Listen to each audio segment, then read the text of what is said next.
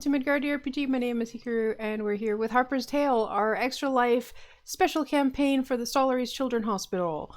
We will be collecting money for the hospital of choice. You can donate $5 for a reroll, though apparently mostly it's been, this guy buying rerolls for Primarily, himself, yes. which That's I right. only allow for charity events like this, and he likes to abuse. Excuse me, I was planning on donating this much anyway. It's Uh just huh. Uh huh. donating this much and getting something for it, sure. So $5 gets a reroll for either of my two players today, and $10 gets a treat for the cat that sometimes shows his butt on stream, or tail. And if he Usually the gets tail goes whack. usually the tail, um, and if he gets 5 during the session, then we will upgrade it to a yummy treat of salmon paste, which he can lick from a tube. Which I've heard some people enjoy watching. It is very cute. Some people. There are a lot of some peoples in the server. Yes, there are. We actually have to ping the whole server being like, hey, Earl's about to eat a treat. And see how many of them come running to watch the stream. Yeah, that's the only time we get people on the stream, when Earl shows up. Really, we should just put cat cam up and just forget about the whole game thing, and we just talk while we just show the cuteness that is Earl. Speaking of Earl, he has already retired to his bed now. Thank God. Amazing. First time. I did play with him before the stream. That doesn't mean anything. A lot of times when you've tried to do that, he's been like, okay, now cuddles. Or nap in front of you. Yeah. Let me see if I can... Yeah, there he is. Aww. On top of his tower. He won't just be went there. Now let's see if I can get this. Does that look right? That looks right. Alright, so that is our Extra Life spiel. It got a bit, cats on the internet. Okay, what happened? I screwed up. There we go. What did you do? I closed the window with the whereby, and that, Karu. I can't close it, or else OBS is like, where'd it go? I can't minimize it. It's like I minimize the window, and whereby is not whereby, OBS is suddenly like, oh no, I can't find this, and it's gone. It's right there. Mind blank. Thank you to our sponsor, Roll20.net. They have been sponsoring us for over a year, and they are a great virtual tabletop solution that we use for our games.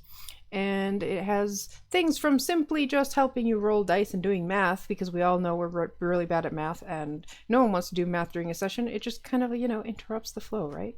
And it has automated sheets and Character Mancer for quite a few systems now, and more to come. So check it out. And thank you to Roll20. Now, why don't you two introduce your characters and yourselves? Okay. Hi, I'm Sho. I'm playing Aodhan O'Connor, the Way of the Flying Dagger monk who might actually get to use his Way of the Flying Dagger tricks, Lotus Den Halfling. Sam? Hello. I am playing Theron Ophandris, who is a high elf druid from the Circle of Dreams, who is also a guild artisan and very perfectionist in his thoughts and ideas about how to create things that are worthwhile. And I'm looking forward to this because I have some fun tricks. Sounds great. And it's always fun to play a creature with green hair and yellow eyes. Wow, everyone in this campaign, at least like 2/3 has some kind of green hair. Some kind of green in their hair. It's popular this year. Yeah. I mean, it's all the rage this summer. I guess the next time we stream, I'll have to actually have green in my hair. Alright, so Sho, why don't you tell us what happened last session? Last session, we had to trek through a magical sort of fey forest and do certain tasks to get to be allowed a meeting with Master Deng, the Archdruid of said forest. Most of them were fun and kind of cute until the until the dude actually put us up against a T-Rex as the final test. I'm still a little bit bitter about that. And thank you, Sir Cheddar, for being awesome and giving me polymorph so I didn't actually die. Who is this Sir Cheddar? The most adorable of good boys. Wild magic sorcerer, fey corgi. With That's the healing fey options, corgi, so okay. weird. Yep. Oh my god, I love the art. Because he's got tartan, too. I know that technically his hat is his magical focus, but that freaking bone Bone staff with is the gem great. on it is so cute, Bone too. wand. Uh-huh. Yeah, I'm not sure. Did that show up on your screen, Sam? Yes. Excellent. That's Sir Cheddar. Super, super cute. The I thought cutest. Sir Cheddar was going to be a cat. No. Nope. I mean, cats are cute too, but doggos are better. You're going to hurt Earl's feelings. Oh, Earl's a doggo in a cat's body. He is.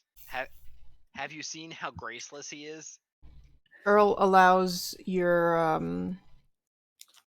wrong thoughts. He understands that not all beings can be always right. It's more like he tolerates it because of good scritches. That too. Mm-hmm. So we ended last session with you finishing up the battle with the T-Rex and entering Master Deng's Druid Tower. So, wait, was this a full-on, like, 100% T-Rex? You had Not to 100%. fight? It was not at 100% HP, but other than that, it was not nerfed. And I crit twice. The scariest part wasn't the crit, though. She had 40 points of damage on just a regular bite. Wow. Yeah, I rolled 40 damage on a bite. That would have eaten me. He was level 4 at the time. Uh-huh. Uh-huh. So yes, thanks to Sir Cheddar polymorphing him, he survived and managed to take it down before, well, Rose took it down at the end. But he did most of the damage. I kept it from eating them. I mean, that's what Rose is there for, backup. Very far back who's up. Rose? Rose is one of his other companions, oh god, if I max the image, it cuts her head off on the overlay. Let's not do that. She is a childhood friend and neighbor from Grove, the starting city that was under some kind of cursed disease that put everyone to sleep. And Rose is accompanied by Apollo, her good doggo. The other goodest of boys. Nice. Yeah, and the other person in his party right now, so he's showing up with all of these guys, is Signa Starborn, a monk, cleric. He's not actually a monk, he's a cleric, but he's like a monk type of cleric. Priestly. Yeah, anyways. He's not very good at it. Hey, he's okay. He wasn't meant to be offense. No, he was meant to be an aesthetic monk. His goal in life was to find this really important document by a saint of his church. He had just found it and got in a bar brawl and ended up just nearly completely destroying the book he had just found. He got drunk and nearly destroyed it. So it depends on which story you believe. I mean, he feels very bad about this, but he should also feel very bad about trying to whack me with said book. I mean, yeah, maybe. Aodhan managed to convince him that Rose's sister Grace has mending, so they left the book with her to start the repairs, so that at least the book binding and everything is repaired, so that then he can fix up the illumination part that may have, like, the pages that were destroyed.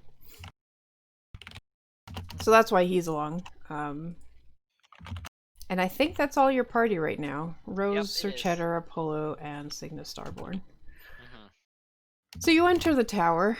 The tower's interior is much like the outside, with vines tumbling down the stone walls. It smells very earthy, and the stone floor is covered partially in soil. Oh, good. I'm gonna dig my feet in a little bit. Wait, are you the Listen, kind of halfling I'm that? not a hobbit, but yes, I do generally go barefoot or very, very, very thin leather shoes. All right, good to know. I like to feel the earth beneath my feet. Master Deng is a gaunt old man, and he's sitting cross-legged atop a stool made of a large petrified tree trunk. And he has an elf sitting on the floor nearby.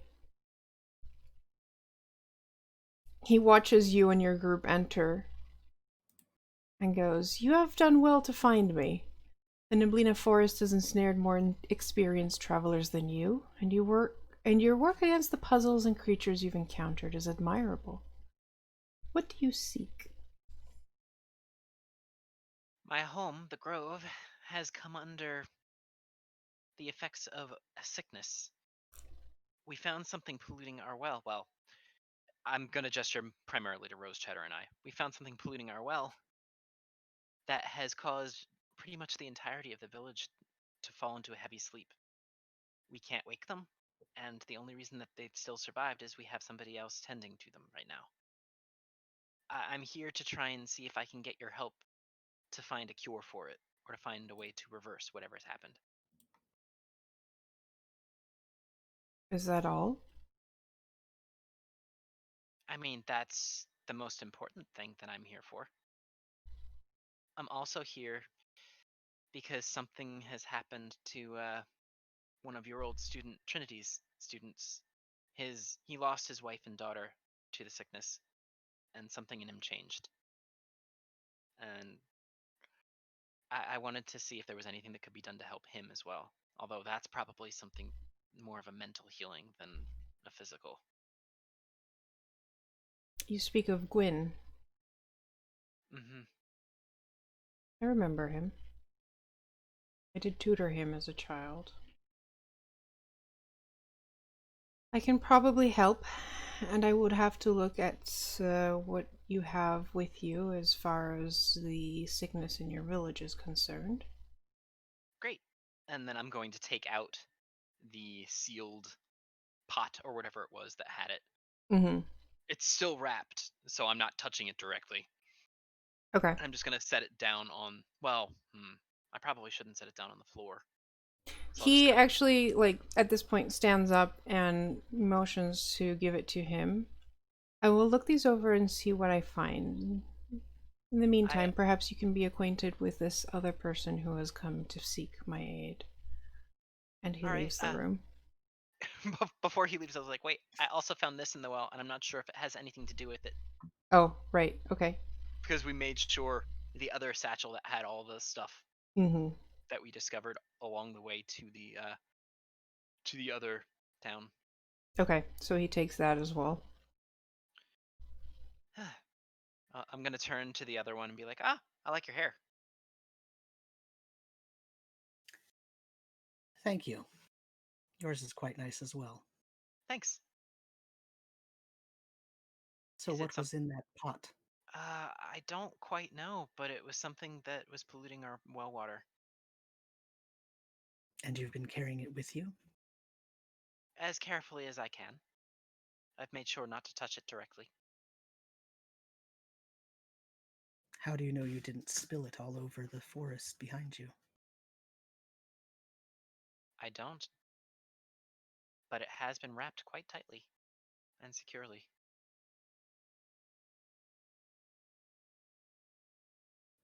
I cannot decide if what you have done is brave or foolish. Probably a bit of both. Hmm,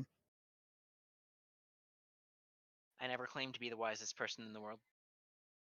I see. My name's Aodhan, by the way. And I'm gonna hold out a hand. Theron. And I tentatively put my hand out. I clasp yours pretty boldly, and I just give it a good hearty shake. My shake is very weak because my heart's not in it. You're just basically moving my arm. Yeah, that's fine. So what brings you here? Well, I am seeking to be an apprentice. Ah, so I guess you're a druid then? I am.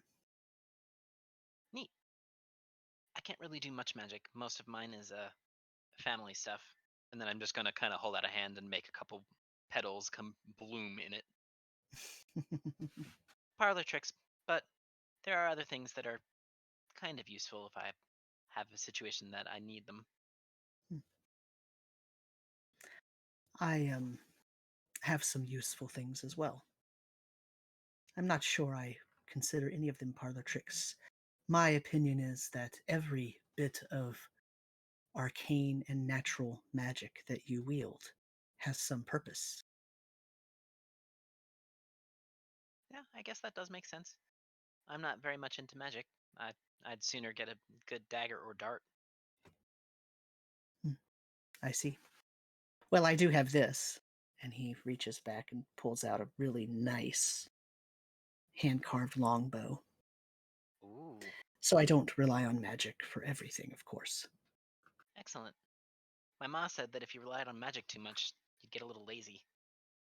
Hmm, It's not the end all be all. interesting. You see, I thought that relying on magic meant that you had to be extremely disciplined because to control that much power takes a lot of discipline and self control. Yeah, well, I think what she meant to about it was that if you use it too frivolously, you'll kind of devalue it. Hmm, At this Not everything point, the corgi with red tartan and a wizard's hat pipes up and goes, "Wow, you guys have a very different take on magic than I do. I mean, I just do magic all the time. I mean, to be fair, I have really stumpy legs, so if I can do something with magic, why would I bother trying not to? I mean, sure, sometimes, weird shit happens, but I mean, that's the nature of magic, right? It's unpredictable, and sometimes, the firestorm happens centered on I'm you. sorry. When did that happen, Sir Cheddar? Is that going to happen? I mean, it hasn't happened in a while, thankfully. I'm just gonna kind of scoot a little bit closer. It's a good thing I haven't turned you into a pot recently. Yeah, I'd rather you not. I'm okay with you polymorphing me into stuff, but Yeah, I'd so rather be far able all to my actually polymorphs have move. worked exactly how I wanted them, and they haven't gone wrong yet.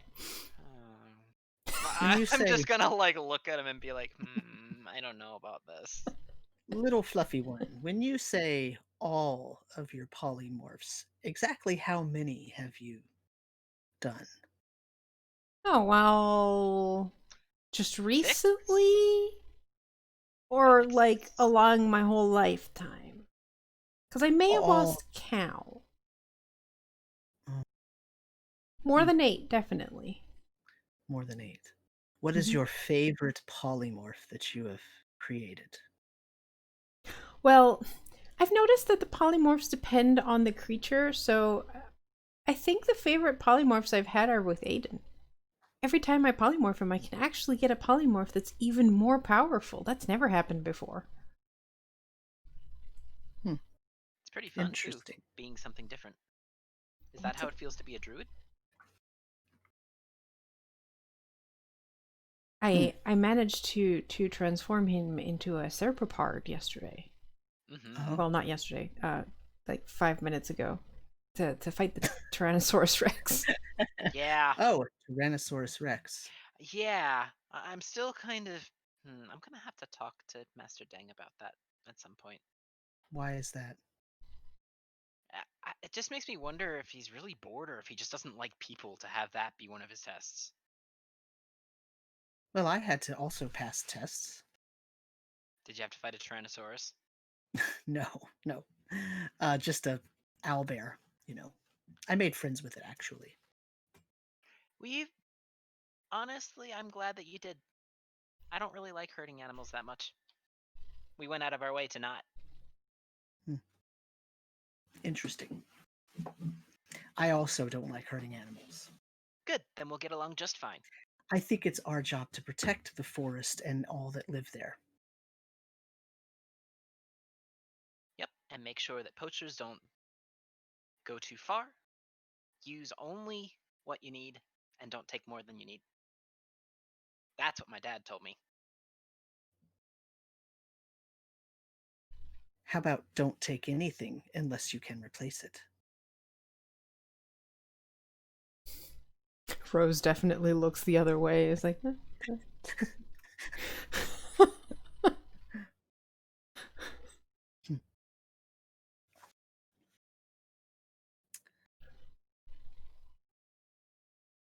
Master Deng eventually comes back.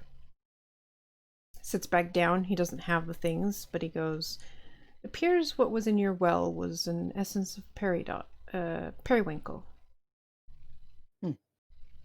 Oh? Your people should be fine. As long as they are no longer having any of this given to them, they will eventually wake up and be no worse for wear.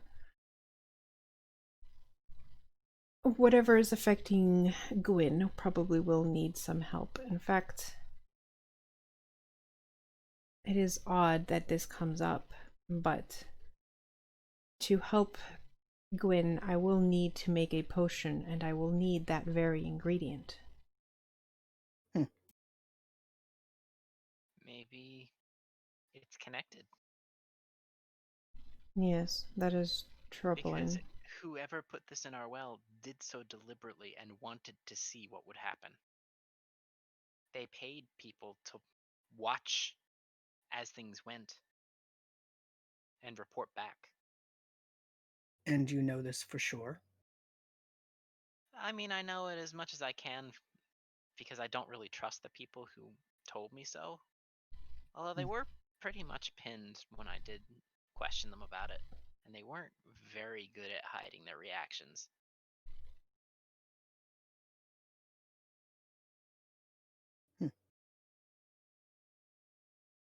Interesting. That is rather unfortunate. If you wish to solve this problem and also help Gwyn, I would have you find the forest witch, Rying Mistruin. She can give you access to the flowers that are needed. Karu, how do you spell that? That's Ruiying. I did put it in the chat. She lives deep in the southeastern corner of the forest, and finding her cottage will not be easy. It goes through an area of the middle forest that crosses over into the Dreamlands. I believe there are two types of creatures that live there and have recently been in strife. The Zoogs and the Cats of Ulthar.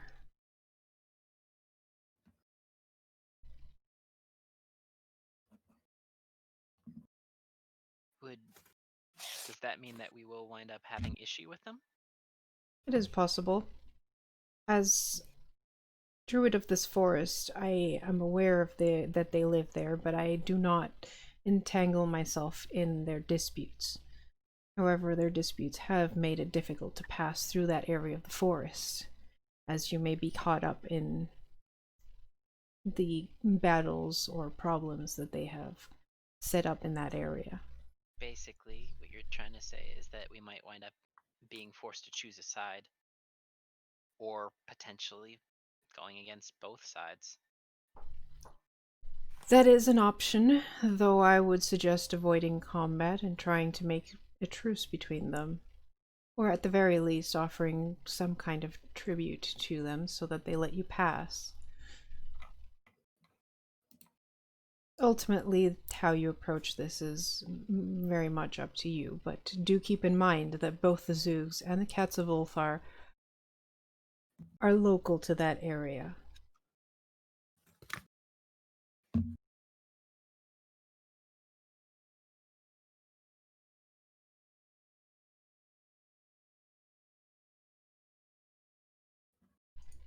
Everyone froze for a second there. Show is still frozen. He's been freezing up on my side a lot anyway. Yeah, I think he's having internet issues. Show, are you there? Hello. Sorry. People came and interrupted while we were here. So I had to mute myself and then forgot to unmute myself. So I'm gonna, I guess, try to repeat what I said, and Aiden's gonna be like, well, okay, so what you're trying to tell us is that we need to behave like guests and that we might wind up either mediating disputes or having to try and avoid them. That sounds about right. Is there anything else you can tell me about these two groups?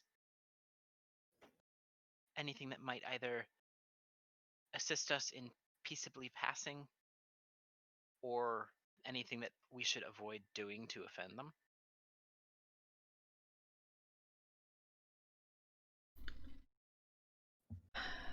No, well, consider that this, the area they live in does cross over into the Dreamlands, so it is not necessarily all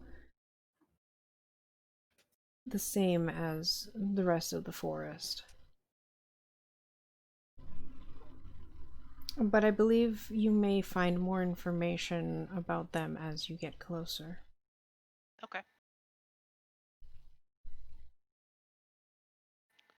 Well, I guess there's no use in really sitting around, although, and I'm going to look at the rest and be like, we might want to rest a little bit before heading off. You can spend the night if you need to. Prepare That your would be journey much on the next appreciated. morning. Oh, and I'm going to pull out the 3 keys and be like, here.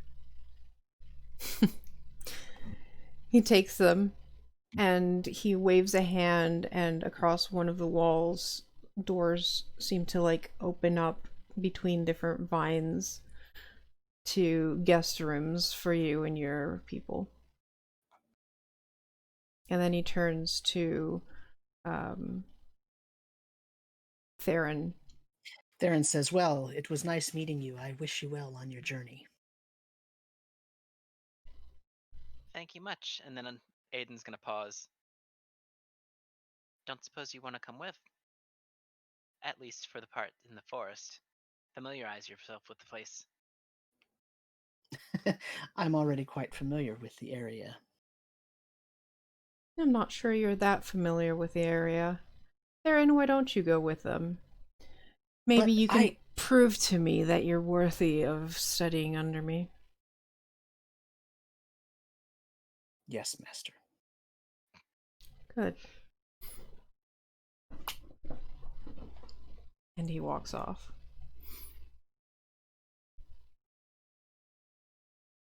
Well, I guess we'll be spending a little more time together. Great. Well, good night, and I'll see you in the morning. I get up pretty early, just a warning. I wild shape into a dog and hop around playing with the other 2 dogs who are probably annoyed. No. They're probably chasing you to sniff your butthole. Oh, I mean, yes. Apollo absolutely does that first, and Cheddar pretends he's not doing this, but he absolutely does. Cheddar tries to behave as the fey corgi he is, but he's also still very much a dog. And yes, I forgot there was art of the great druid Deng with his awesome antlers. Nice. Apparently, that's a staple of Archdruids. You become an Archdruid and just you grow antlers Wow. immediately. Altars? Altars, yep. We'll have to All right. Well, I'm gonna look at Rose and the others and be like, well, I guess we've just got to rest up and we'll head out in the morning.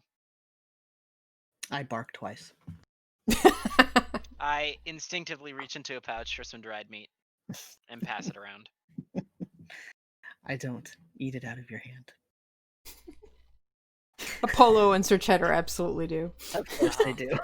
Yep. Yeah, I'll just kind of give a side eye to Theron and just lay it on the ground. Apollo gives you a lick to thank you. Sir Cheddar's more like, thank you. I give scritches as well, because obviously, how can you not give scritches to good boys? Mm-hmm.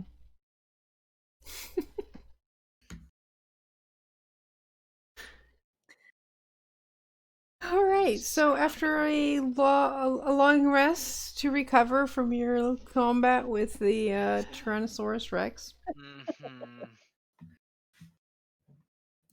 Yep. You start probably, your adventure. Well, will probably leave a note to Master Deng, because apparently I don't quite have the courage to confront him face to face about it. Are you going to leave him a strongly worded letter? Yes. Although it probably will get sidetracked by, how did you even find a T-Rex? Where did you raise it? But that's just sad. And then just go off topic entirely. Listen, I might be an adventurer, but I am still young. Theron is like ready and waiting by the door when you come out and you start writing this letter, and he's kind of surreptitiously like peeking over your shoulder every few minutes and shaking his head. Probably hiding a smile. Yes.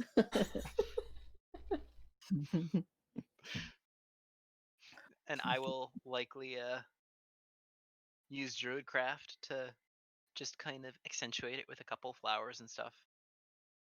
Know that no hard feelings are really meant, although still might be a little bit salty.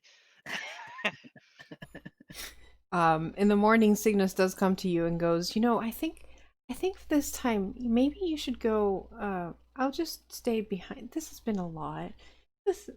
I'm pretty tired. I'm gonna be like, okay, well, rest up. Uh-huh. Maybe you can learn a thing or two from Master Deng. He does seem very calm and collected. That is something I should learn. Yep. This adventuring business is a lot more exerting than... I didn't expect we were going to be walking through a forest for 2 whole days. My feet are killing me. Yeah, perhaps I guess you're just not used to it. He looks down at his sandals. Boots? Of course. Oh, yes. I mean, I'm fine, and then I just wiggle my bare feet. Yeah, if you look at the art, he's absolutely wearing sandals. Oh, wearing sandals, and they do not look comfortable. No. Okay, so you lose Cygnus, but hey, you have an actual druid with you this time, so you should be fine. Famous last words. Yeah. But we're not going out seeking combat anyway, if we can avoid it. At least Aiden's not. I don't know about Theron. Well, he did say that he's against killing animals, so... Yeah. Which is going to be really interesting, because we're going to go and do a bit of a time skip as you guys have been traveling through the woods. And this one doesn't have an actual, like... Let me show the art for this. Oh, good. Sector of the woods. Look at that. I like this. Spooky looking place. That's not spooky. That's cool. It's bunny butt. It's bunny butt. Yeah, and you've got a couple of like eyes looking at you from the shadows. As we near the whole area, I am going to look particularly at Apollo and be like, "You can't chase the bunnies." And then I'm gonna turn to Cheddar. You either. Actually, that makes for a good way of what happened. I think Apollo at one point, before you guys really spotted the bunnies, he sniffed the bunnies out first and starts barking and chasing the bunny, and then comes rushing back, crying slightly, and you see this huge brown bear roaring and chasing it and running in your direction. Sorry if he offended you. Because hey, the last brown bear we encountered, we actually talked to. This one does not seem to understand you, or at the very least seems angry enough to bowl you over and probably eat you. Yeah, well, let's not. So what are you gonna do? I'm probably gonna run over, scoop Apollo up, and start like bolting away from it. Listen, I didn't want to actually kill it. I Okay. refuse if I can avoid to. At the very least, I'll knock it out. What's your running speed? Normally it's 35. If I step over the wind, it's double that. Okay.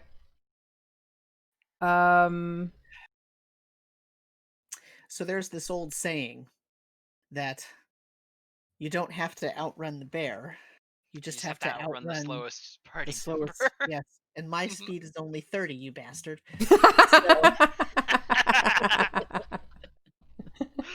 Listen, I just wanted to get the dog away. Yeah, the rest of your companion. I will point out. I think Sir Cheddar's speed is even worse. Oh no. And he Okay. is also a dog. Usually I thought that if he was on all fours, his speed was more. 25. He's always on all fours. What are you talking about? Okay, so I can wild shape into a wolf and he can hop on and I can run faster. Okay, that But- leaves Rose. What's her speed? Her speed's only 30. Yeah, She's a human. She's a human.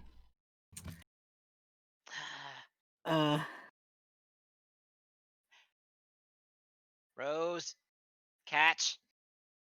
I probably spin back around, run back to Rose. Here. And then kind of stand in between. I really don't want to do this. Okay, so you're standing and fighting? Yeah, because the bear's speed is 40 feet, and it also knows this forest like the back of its hand. Right. Yeah, I probably would not wait until it came to me. I'd actually try and use its movement against it with a dagger. Okay. Not a dagger, a dart. I probably would try and go for the butt of the dart though, to do non-lethal if I can. Mm-hmm. I pressed a button, sorry. Oopsie. I'm not doing that. I just... So, let me see what I'm doing because I'm actually using the thing. And I have a range of 60 feet normally.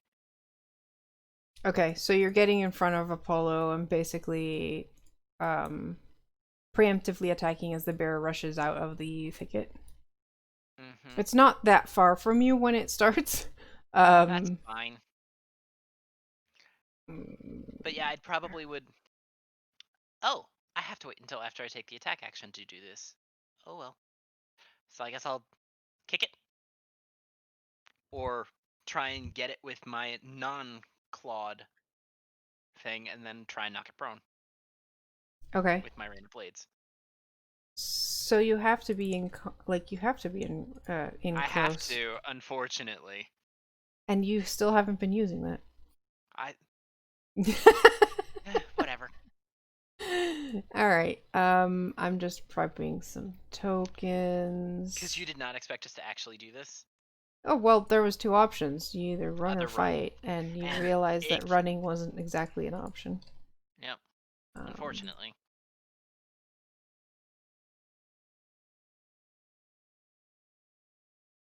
I just realized I had not programmed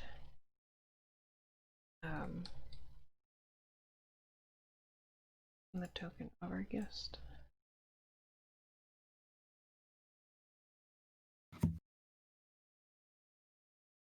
I'm sort of standing there as Aodhan is trying to figure out what he's doing. Get ready to run. I take several steps back, but I'm still watching from a far distance. All right. You can roll initiative now.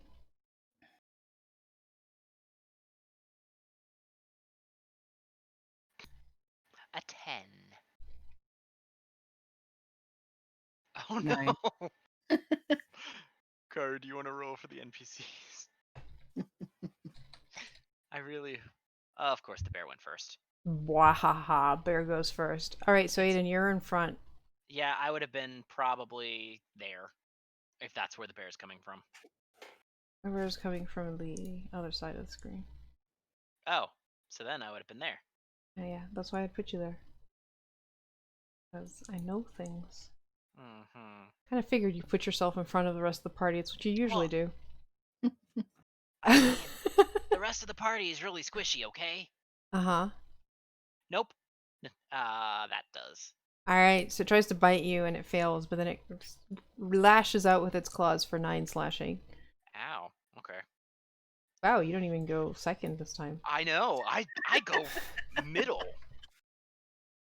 Alright, well, Rose is not having any of this and fails with the first one because she's panicking. Also, Apollo, why? She manages to hit it with a second attack. Apollo's not getting close to the bearer. Good. He's just gonna guard Rose. That's fine. And now it's your turn. Awesome. All right. Well, punch 1, punch 2. Does 1 or 2 of them hit? Both hit. Okay. And like I said, subdual damage. And then I'm going to spend a key point.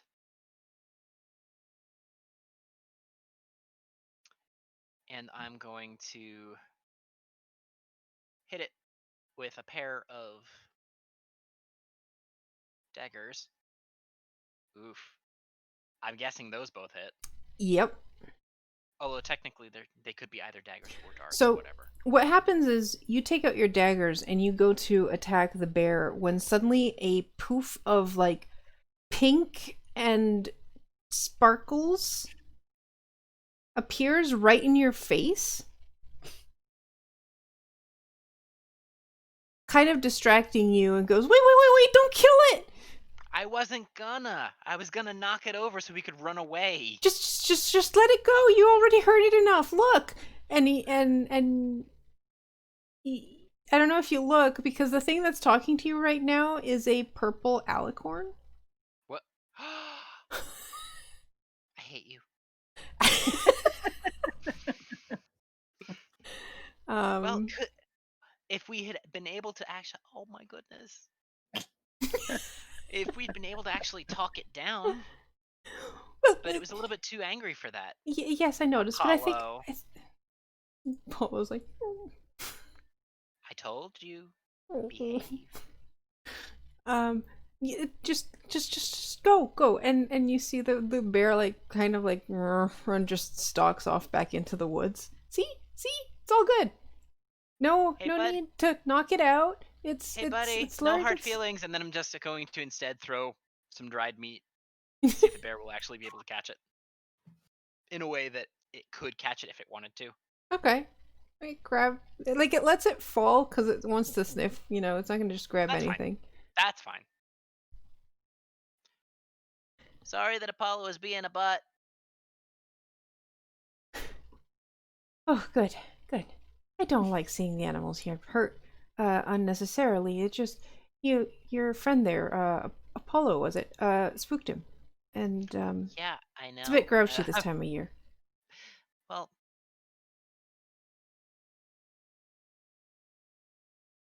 Did we lose show again? He sounded like he was half mid-sentence. He did. this is no. I'm what?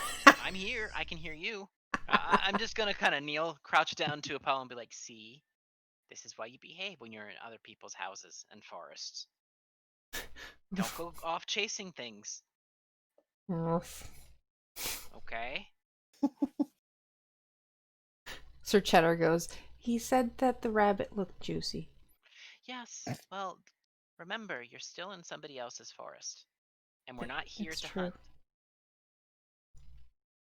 And Well, I'm just gonna give him scritches and then a piece of dried meat. the alicorn turns to you guys and goes, well, my name is Fred. Nice to meet you. What are you, what y'all doing in this neck of the woods? Well, we're trying to find the forest witch. We need to find. She has access to a bunch of flowers that we might need to make a potion to help with the Archdruid's student. Oh, I see. Oh.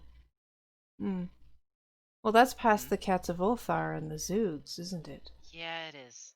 And Ooh, we were told to be wary and not yes, to get involved if we could avoid it. yes, yes. That is a good idea. Um, What they can you are tell us about them in case we need? well.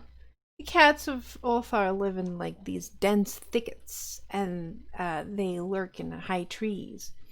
You can usually tell where their encampments are because there's going to be harsh winds and lots of rainstorm and thunder. You don't really want to get close there. Um, Very different from the usual place. And the Zoogs are hunters and they're trap makers. Their territories are usually full of traps. Um, so Oh, you'll have to keep an eye out, or else you're gonna fall into pit trap and you could hurt yourself. Wouldn't want that. nope.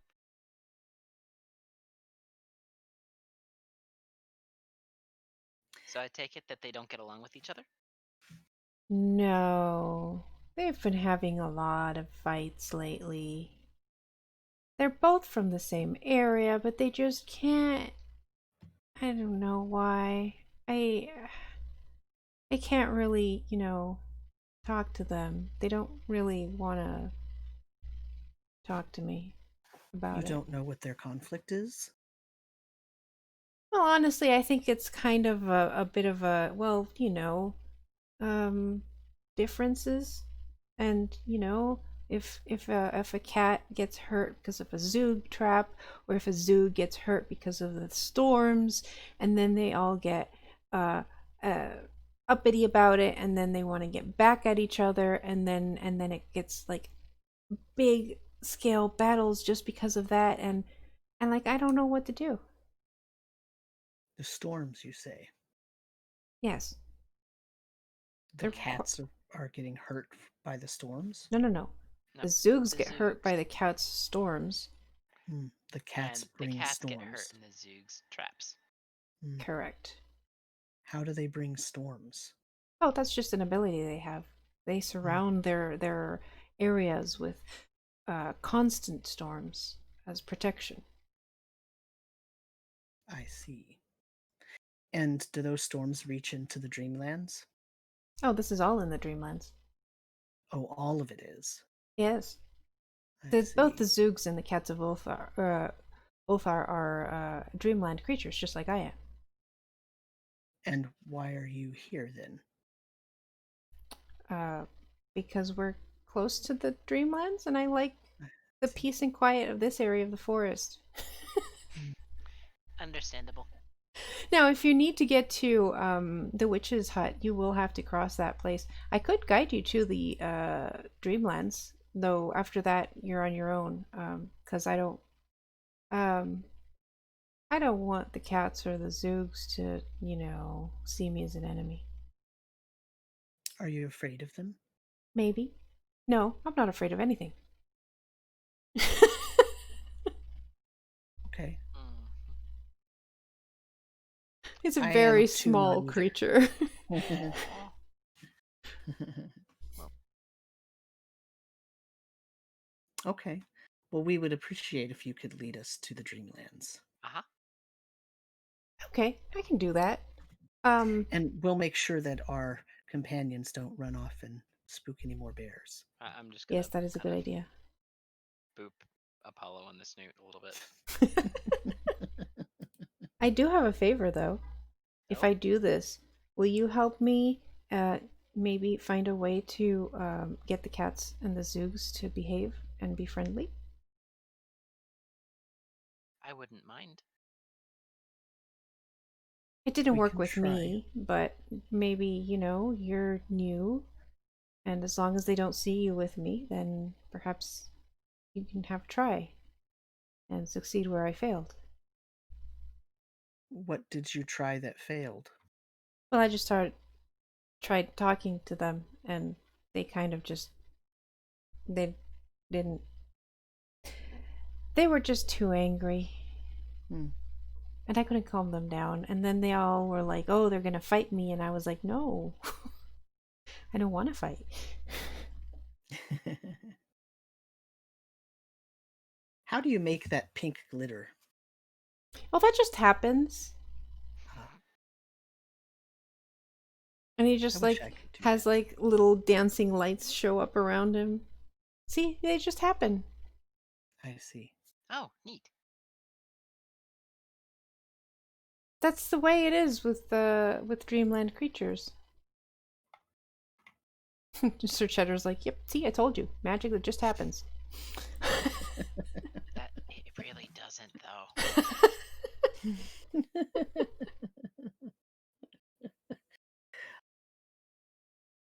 I am happy to hear of your attempts to make them get along better. We can try as well. Yes, it is. It is a pity it didn't work. I mean, honestly, like, Hmm. if Maybe they're neighbors, they just need to learn how to get along. easier said than done in a lot of cases.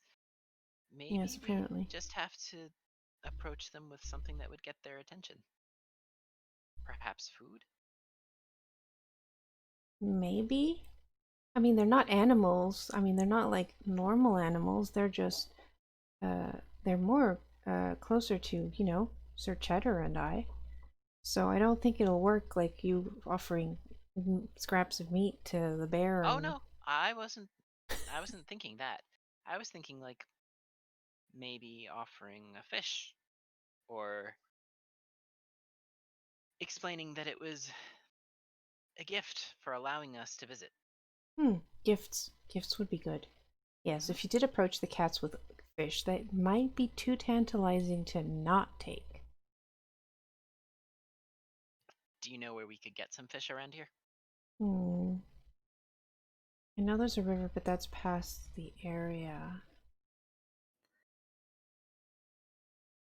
I'm not sure if there's water big enough for fish on this side.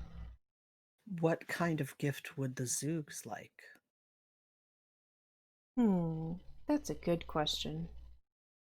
I mean, maybe it's not necessarily a thing. Maybe it's more of a skill. They're good with traps, right? They are. My dad was a hunter, and he showed me how to make a couple traps. Maybe I could teach him. Maybe ones that perhaps, while their prey might not recognize, the cats would be able to see and spot. Hmm. Well, there is one thing that will definitely make them pause if you actually make it to their homes without setting off any traps. Then you would show them that you are very good at it. Hmm. So impress them with abilities. Yes, Well, I mean, that sounds a little easier than trying to find fish in a place that doesn't have them. it's true. He's Hmm. as he leads you through the forest. What's 17? Yeah, Um, my passive is only 13. Theron, you hear the sound of something crashing through the forest in your direction just before two giant elks that seem to have been spooked by something seems on collision course with your group. I warn everyone. I say stay steady and move softly, but there are some large undulates running through. And I And step back to the side. Yep. I would probably kind of scoot away as well, out of the way. Alright, everyone give me a dexterity saving throw with advantage. Because we knew it was coming. Mm-hmm. Woohoo! Show you want to handle. Whew, look at that. I mean, I guess. I'll take Rose, you can take the dogs. Okay.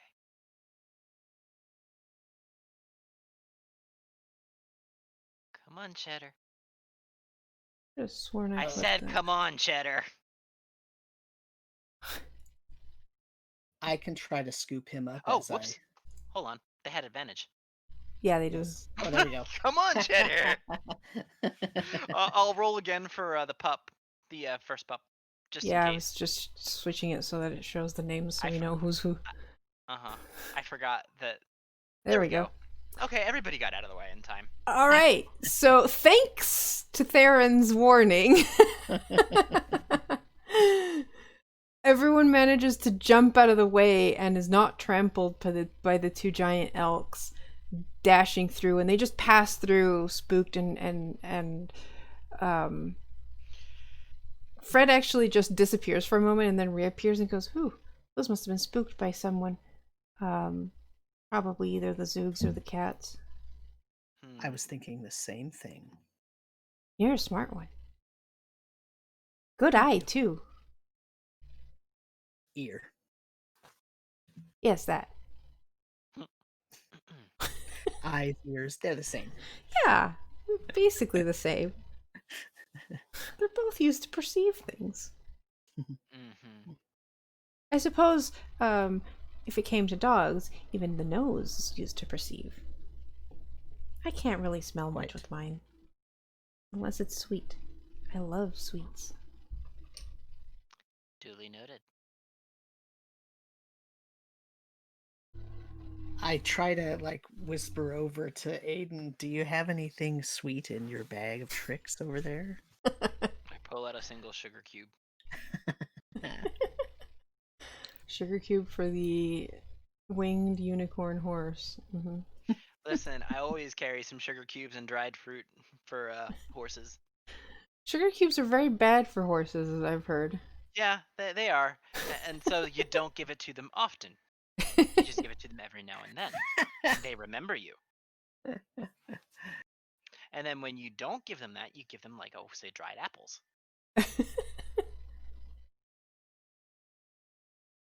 All right. So, after some time of travel, Theron spots a especially dense thicket, and as you approach, Fred kind of pauses and goes, "Well, we're coming up to it." Um, and you can see that the base of the thicket there's like glowing purple mushrooms. Fred, I know you're going to depart soon, but is there a way we can get in touch with you very easily in the future? Oh, I'll be around. Um, I can pop in and out. Um, I'll try to be there if you call me. Okay.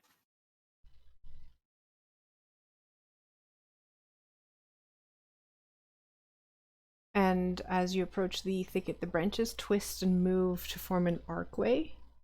Is it an archway or is it an archway? I say archway, but Archway. Yeah, I say archway as well. That leads into an area where things are a bit different. And you almost miss it, but before getting to that part of the forest, the ground underneath you gives way, and you see a chasm that severs the forest floor, blocking your way forward. The rift appears like a river of darkness. Rocks and twigs tumble over the edge into the depths. The edges of the chasm are jagged, as if the ground was ripped apart with force.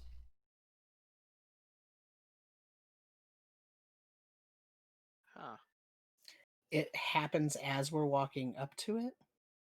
Or did it already happen? No, it was already there, like beyond the portal that formed. You have How this wide? How wide is the gap? 30 feet across. Wow. That's pretty ridiculous. So Cheddar looks it over and goes, "I can cross with one person." Do you? I mean, do you have anything you can do with rope? Maybe we could swing across. I do. I mean, I could probably just jump across. And I'm gonna look at it and kind of make a considering expression. Yeah, I'd have to be about that far back, and I'd have to take that angle. And I could do it. So I can use an anchoring rope and designate a point within 30 feet of myself where it anchors itself. Tie the other end around my waist and swing across, probably holding one of our companions.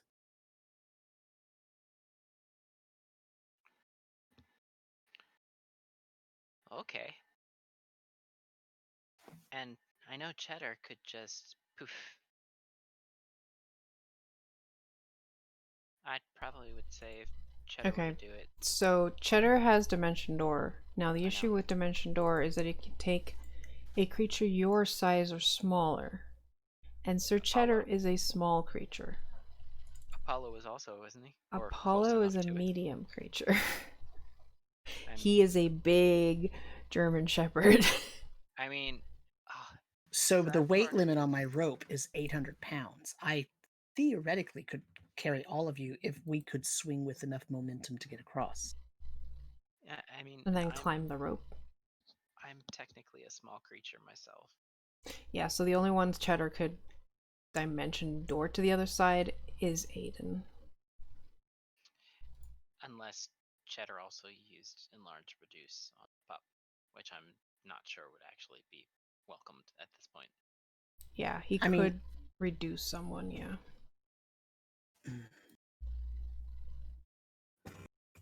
So the question, so we've got Cheddar and Aodhan can Dimension Door, and then we've got Rose and what's the other one's name? Apollo. Apollo. Rose and Apollo. I can cast the spell at a higher level, and Rose could have her own rope to swing across with. Okay. And I can hold on to Apollo as I swing. Do you have the strength for that? That is a question. My strength is 13. Okay. You might be better off leaving Rose with her dog. She does have a strength of 16 and is Okay. trained, well, she's supposedly trained in athletics, but I don't know why it just says 3. It should be 5 then. Yeah. What I could do is I could cast the spell and let her hold on to Apollo, and I could push them across, like, give them a good momentum. Mm-hmm. Right, and that would, you're basically, are you going for like a tree on the other side so it's above the line? So I can make the rope. It's a spell, so I can make the rope anchor wherever I want. It can be a point in the air. Oh, interesting. Okay, so That's you could actually, you that's could do actually an what I had. Okay. you can do a point in the air so that it just swings across Like a and pendulum. tie it like a pendulum. Yeah. Okay. So just almost slightly farther than halfway, Mhm. and then I would give them a push, and their momentum would let them carry across the rest of the way. You know what I mean? Yeah, gotcha. That's Okay. actually what I had been kind of hinting at with Sir Cheddar, because Sir Cheddar has rope trick. Yeah, but road trip doesn't exactly work that way. I Yeah. mean, it does kind of tie the rope to a point, Where does he have rope trip? because that creates that extra dimensional space. So you could just use that as your fulcrum. He doesn't have rope trick. I thought he did. No, Huh. you're thinking of another Unless- caster. Weird. So this spell is anchoring rope. It says you create a spectral lanyard. One end is tied around your waist, and the other end is magically anchored in the air at a point you select within range, and the range is 30 feet. You can choose to make the rope from 5 to 30 feet long, and it can support up to 800 pounds. The point where the end of the rope is anchored in midair can't be moved after the spell is cast. If the spell is cast as a reaction while you're falling, you stop at a point of your choosing in midair and take no falling damage. You can dismiss the rope as a bonus action. When you cast it using a spell slot of 3rd or higher, you can create 1 additional rope for every 2 slot levels above 1st, and each rope must be attached to a different creature. That's really cool. Yeah, isn't that awesome? Oh my god. So it that is has to be so attached to useful. a creature. It's not like you can unattach the creature and then use the same rope. Correct. So Right. if I only create one, I have to carry everybody across because it can only be around my waist and Right. then attached to a point in the air. Okay. But if I So cast it at 3rd level, I can create 2 of those and give one to Rose. right. Okay. So that would work. Rose would hug Apollo and then swing over, and you swing Okay. over with the other one, and Sir Cheddar and Aiden cross via Dimension Door. Okay, that works. Okay. So let's cast that at 3rd level. That's 2 level 3 spell slots used. One from Sir Cheddar and one from Theron. But that gets all of you across. Nice. I'm a little sad because I totally could have jumped that with I mean, several yes, foot. you could just jump it if you wanted to show No, off. but But hey, your if Sir key Cheddar points is are... already using a 3rd level spell Yeah, slot, he can take might you as and you save your key point for later. hmm That is so freaking cool. Oh my gosh. Isn't that awesome? Is that Was that from the... the Kobold? Yeah, Quest? it's from Deep Magic, I think. Nice. Yeah. Nice. Nice. I'm gonna have to give that another read because I had Yeah. considered at one point playing an It's Abjuration pretty. Wizard. Just yeah. That is really But it has cool. nothing on the spine. I'm so Oh, like sad. freaked Yeah. out about that. I was quite surprised. Anyway, Like, and then Branda Stoddard, my buddy that I podcast with, and then also my wife, they were like, "You can't read the Eldritch writing on there? We're so disappointed." yeah, I can see it perfectly fine. Yeah, I I don't know know. what you're Yeah, talking about. It's a nice shade of green. yeah. So, Yeah. All right. but yeah, this So was loaded into the Roll20, so it was available to me. So yeah, it's really nice. Love it. all right. So the funny thing about this part, so far I've had a lot of fun with this module. This chapter in particular has given me as a DM a lot of headaches because I feel like they reference a map that is not given to you. Oh. Um, and some of the like instructions are very unclear. So there's some feedback. I love the characters and everything, but also this part, like, it doesn't actually tell you how the chasm works besides saying that the fall is pretty much an insta kill because it's 100 feet down. Yeah. Ouch. But it doesn't say how wide it is or anything else, just that you have to cross it somehow. So yeah, not great. And yeah, I don't actually have, well, I do have a description of the forest as you guys cross to the other side. The forest still resembles a forest. The trees still loom and the mists still swirl between them, but the change is palpable. The color and atmosphere of this area is different. The pine needles are an inky blue rather than deep green, and the mist is a smoky gray rather than a cloudy white. That's cool. And even the grass is slightly blue. I'd like to make a couple flowers bloom to see what color they turn.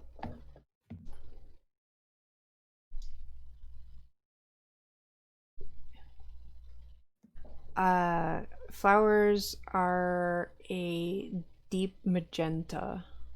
Oh, that's really cool.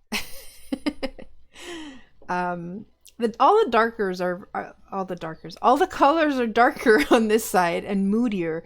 The rare lights are brighter. You see the glowing purple mushrooms, and they give off like the lights in this dimly lit area. And even though it's like middle of the day, it feels like evening because of how these like gray mists make everything darker, and the air is colder than it has been.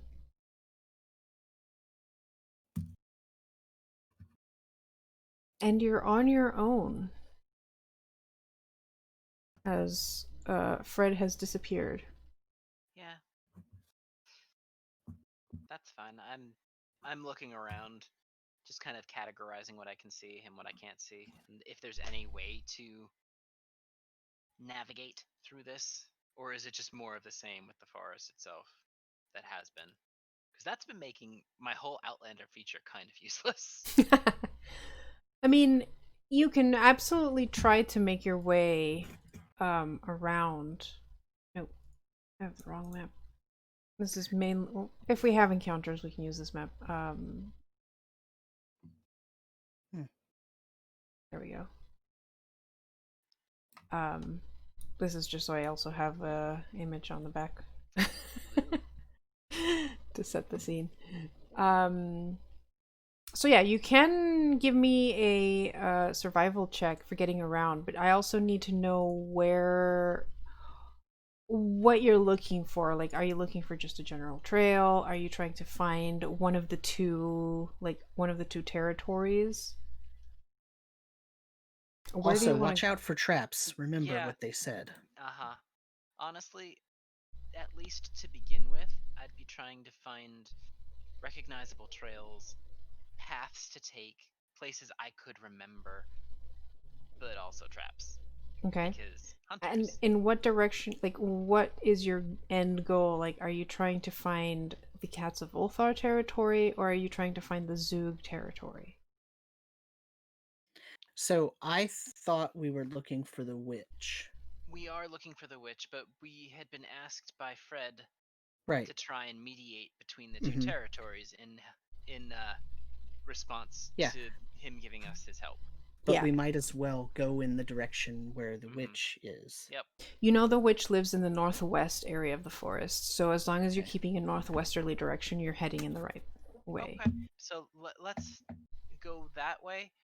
But like I said, keep an eye out for potential traps and for recognizable areas, paths. Okay. So let's handle this with 2 checks. One for checking things out with a perception check, and one with a survival check for navigating. And yes, I do, like, are you trying to, like, go to any of the territories in particular, or... I mean, we did promise Fred that we would help if we could. I would like to look specifically for signs of traps. Okay. So that we can... To me, that feels like an easier thing to notice than... I mean, you're not wrong. Than a storm? Yeah. Right, than a storm, or... You know, if they're good enough hunters, they won't leave sign behind them. So... Well, but the traps... also, if they're good enough hunters, they might leave sign that they or others of them could recognize as, hey, check here, or hey, trap this way. Right. And that's one of those things where that's what kind of gets Aodhan a little bit pissed at these hunters, because it's like, well, you're setting up these traps, and you obviously have to be able to communicate to each other about these traps, but you couldn't communicate to your neighbors. Okay. That's just bad form.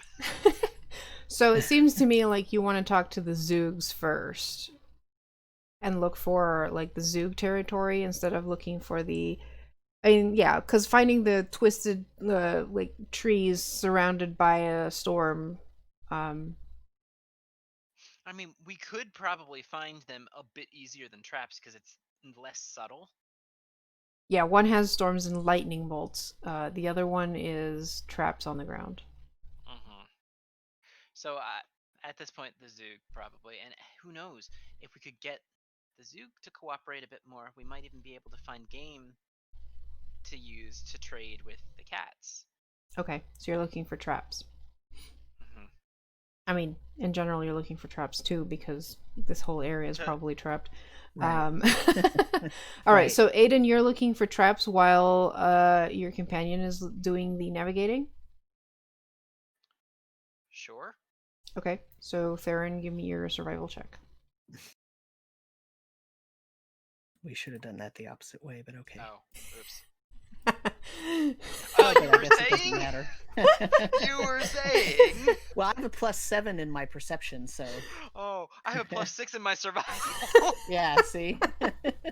Listen, that was because of my Outlander backstory. You were testing me, and I have passed. I was. And you were also testing me, and I also passed. Amazing. That well, is correct. With the 21 perception and a 24 survival, You guys are doing pretty good.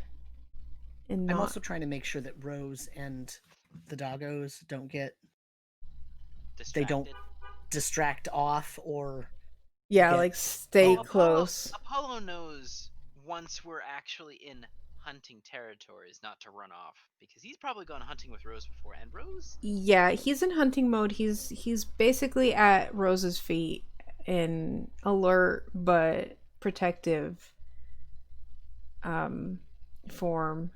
And like And I said, Rose is used to hunting, so yeah, she's probably fairly alert herself. Cheddar's a bit distracted because he feels at home. But he's following behind you guys. Mhm. And I'm in heaven, by the way, because I'm a circle of dreaming druid, and I'm finally in the dreamlands with a purpose. Like, Yep. this is With a awesome. reason to be here. Right. Yeah, when you said you wanted to make a circle of circle of dreams druid, I was like, really? So about that.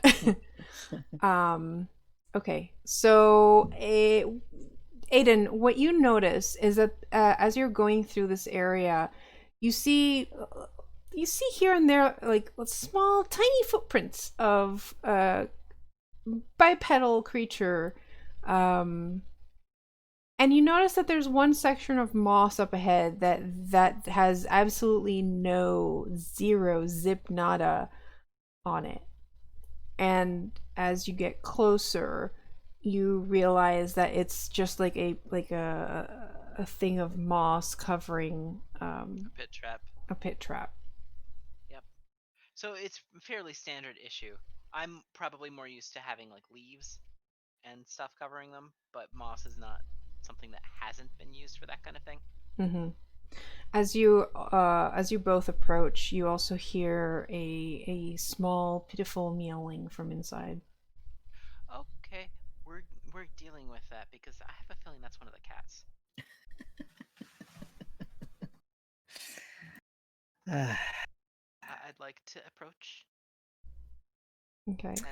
I will stand back on guard, Okay. ready to attack And- if something And I would dangerous like happens. to see if I could kind of look into the trap and see if I can get to whatever's in there. Okay. So you start moving aside, and you notice actually that there's like a small hole in the moss, and you push back the moss covering of the pit trap. The hole is 20 feet deep, Mm-hmm. and at the bottom of the trap, there is a young looking kitten that is just curled up in a corner and softly mewing. Are there any like spikes or anything on the bottom? No, it's just a hole. Flat out pit trap. Okay. Yeah. All right. I'm just gonna look at Theron and be like, well, I'll be right back, and then I'm just gonna hop because I have slow fall, and at this point, that slows my fall for 25 feet. Okay. So you just use the side of the pit to go down, and the cat inside is very scared with this creature that is suddenly coming down upon it and scurries to the other side, which gives you a chance to realize that it doesn't seem to be hurt because it moves pretty fast and just startled and kind of like goes to the other side, and you see all its hackles raise and go at you. Yep. I'm going to kind of crouch. Tail completely poofed out. Not from the base, though, right? Yeah, no, the whole tail is poofed out. I'm going to crouch, not approach, though I am going to very slowly reach into my pack and bring out a bit of dried fish. I'm not going to hurt you. I'm here to get you out. And I'll say that in Sylvan. Give me an animal handling check. Okay. But I have advantage because I have food. Yes. 20. Okay. So the small cat kind of slowly slinks over and delicately sniffs at it and just kind of wants to do the whole cat thing of like, I'm not interested, I'm hungry. and just gobbles it up. And you realize that it's probably been down here for a long time, while. and Yep. it was starving. I'm gonna continue to slowly feed it a bit more until it looks a bit more comfortable and a little bit more satisfied. It starts purring now, and it's just like And I'm just gonna kind of hops stroke onto its. you. All right. Well, just hold on tight, and I'll get us out of here. And then this is where I use my first key point of the night. Because Step of the Wind, literally, I can jump 30 feet up. So pitfall traps, mean nothing. Don't get hurt going down. Don't struggle to get out. So I probably would actually like try and cradle the kitten so that it's not jostled and that it's secure. Okay. And then Also, I'm gonna look at because of who helped me make all the stats for things, I would like you to see what Pi decided to use as the Dreamland Cats token. Please. Oh my god, that's so cute. Yeah, okay. I will say this. I'm gonna look at Theron and be like, well, I guess this changes where we're going to first. Because this little one needs to get back. I look back at Rose and I say, does he always do this? Yeah. I mean, yes. All right, good to know. I reach out very slowly to pet the cat between the ears. She's kind of hesitant, but like you're apparently with this person who just fed her and saved her, so she lets it happen after sniffing your hand.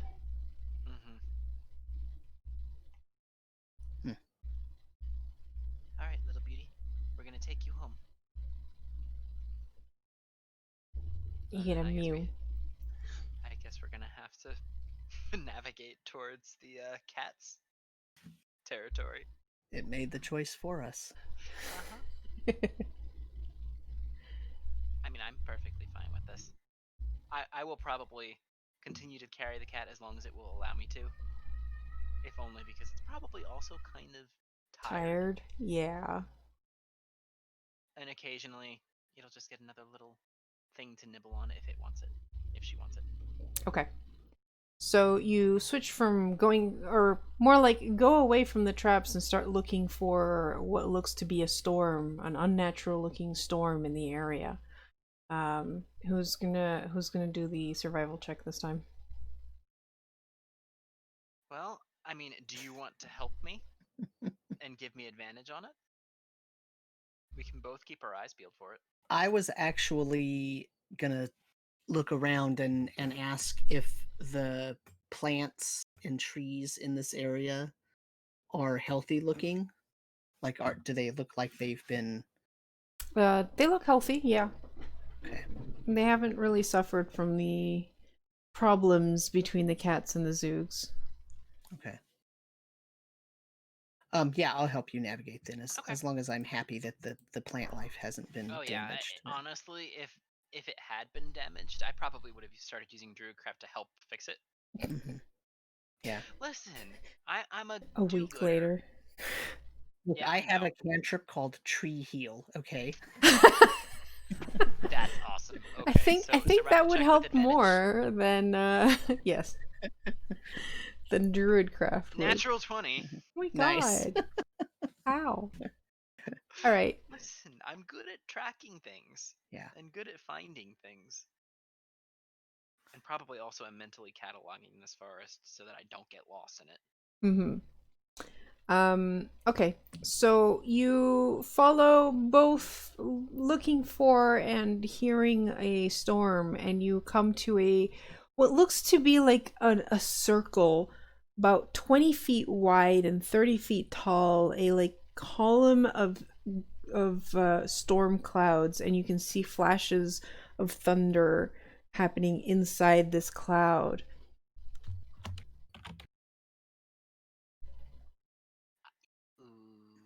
I stop for a minute and watch and like, ooh, I love thunderstorms. Listen, if this is the part of me aside from the dog and pet loving like the animal lover that comes through into this character, I'm fine with that. Oh, you know what I could have done? I could have used Druidcraft to predict the weather. I And then mean, watched as we went to see where it would change into storm. the problem with this is it is a very contained storm. Like it is Oh, I know. it is just like there was this like invisible cylinder keeping the storm within this location. Mhm. But you were told that that's what surrounds the Cats of Ulthar territory, so clearly you have to go into it. Yeah, we do. Cheddar looks nervous. Apollo looks appalled. Well, So, how big is this? It is 20 feet wide and 30 feet tall. So, if I used create or destroy water in a 30-foot cube, You could get rid would of the would it make a little opening for us to go through, or would it just destroy the whole thing? it if you does it have to be a 30-foot cube? I don't know. Because if that's the case, then yes, you would If you- probably it- destroy the whole thing.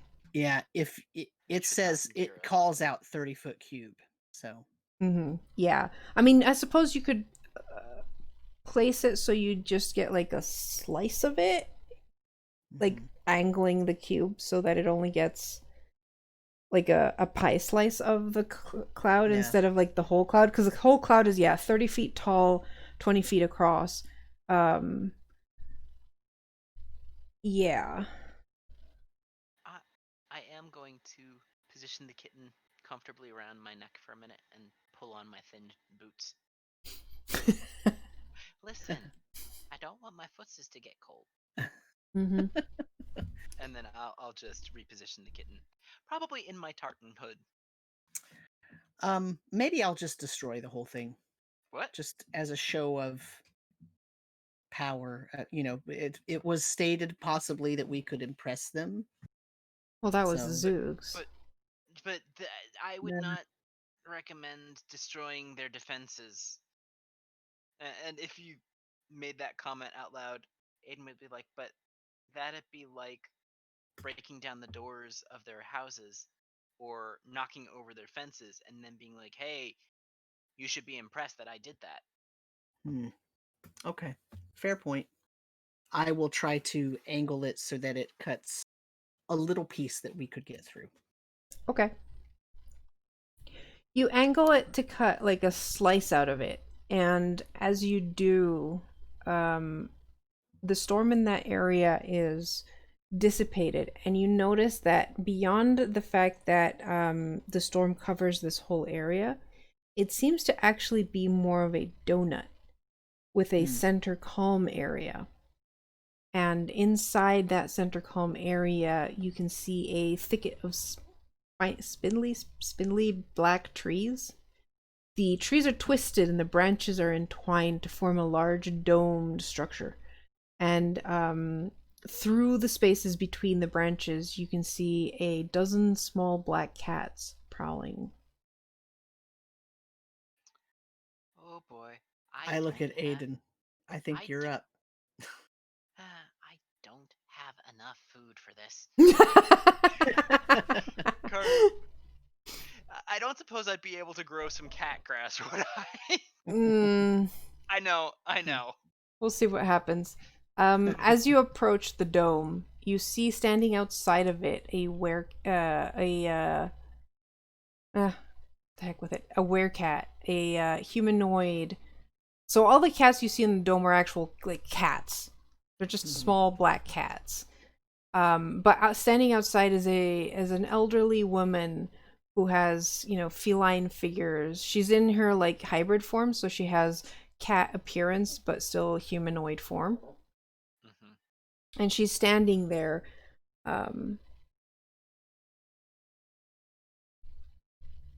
She's got dark braided hair and purple eyes and wearing long black robes.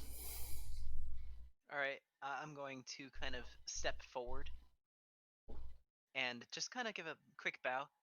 Sorry to intrude, but we found somebody that I think belongs to you guys. And I'll pull a kitten out of my hood very gently. Okay. The werecat looked, a bit impressed, but also kind of pissed at the fact that, part of the storm was broken as you guys came in.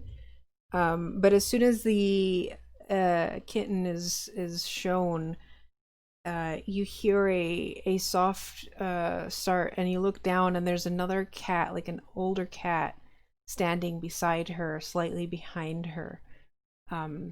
And she gives out a meow, and the kitten in your hands kind of meows in response and jumps down, and the two kind of just start checking each other out, and the adult cat starts grooming the kitten immediately, and the werecat kind of looks surprised at this and turns to you. Well, you certainly have proven yourselves worthy of an audience. Seraphina here has been distraught with worry over the young cub. You can come inside, and she leads you to a small area where you can all sit down inside as you notice that the storm is already recovering and starting to, like a curtain, close around the area.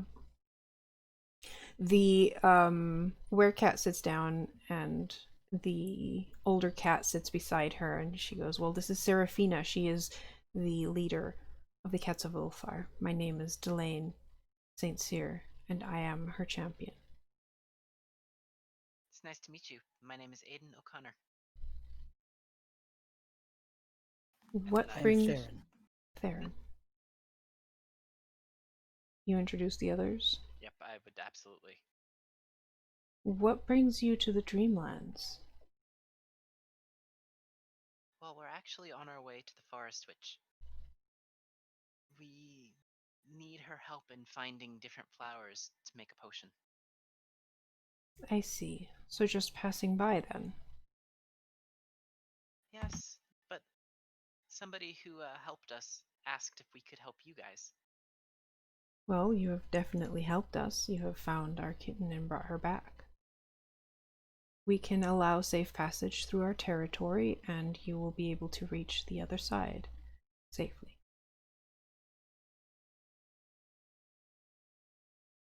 I have a great respect for the Dreamlands and the creatures within it, just as on the other side, I have a great respect for the forest and the creatures within it. I'm wondering about your comfort here. We are comfortable enough. It would be more comfortable if we didn't consistently have people of our tribe hurt by the traps of the Zoog. What can we do to help you with this? Perhaps convince the Zoog to stop leaving traps everywhere. I believe they claim it is their way of protecting themselves and hunting for their own sustenance. Is that correct? Well, I see it more as harming us, because they don't just continue putting things on their territory, but everywhere. And as we all live so close by, we are in constant problems with our hunters and gatherers running into traps and being hurt. Karu, when I had found that other trap, was there any way to recognize it aside from the fact that the moss itself had nothing on it? No. So they didn't have any way to mark it for their own other trappers? Nope. So it was just a matter of them recognizing, oh, this is completely clear of anything but moss. Don't You step either on it. think it's that, or they may have some kind of internal way of knowing where their traps are that you couldn't recognize. Or they just have a knowledge of, hey, here's a map, here's where we've put traps. I mean, that's fair. If I'm kind of looking a bit irritated by the carelessness of the hunters. Mm-hmm. They really shouldn't just drop traps and not inform those that they're coexisting with of where they are. It's dangerous and reckless. The adult cat that is sitting beside Delane kind of starts meowing at her, and she turns, speaks to her in cat, and then turns back. Serafina is willing to an to go to an audience with the Zoogs and perhaps try to work out an accord. If you and your party are willing to make sure that the Zoogs are also willing to come to a truce talk. I'd be willing to try at the very least. Do you know what their complaint is against you?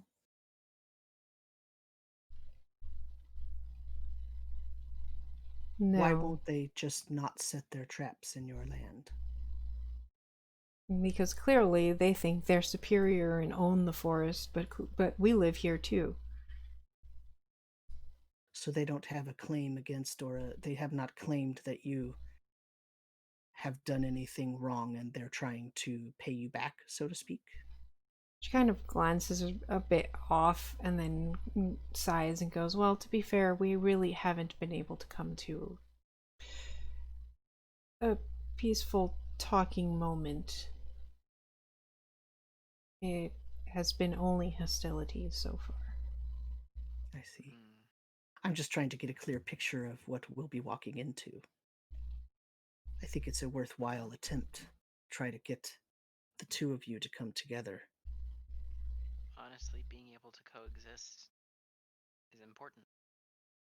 And if this amount of tension continues, it's not going to lead to anything good. Well, if you manage to convince them, we are willing to hear them out.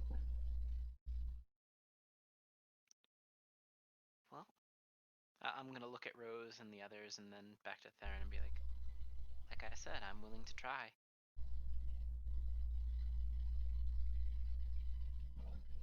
Well, I am as well.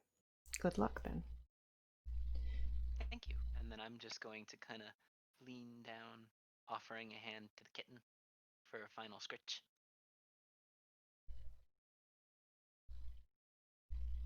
And then also probably sneak some dried fish.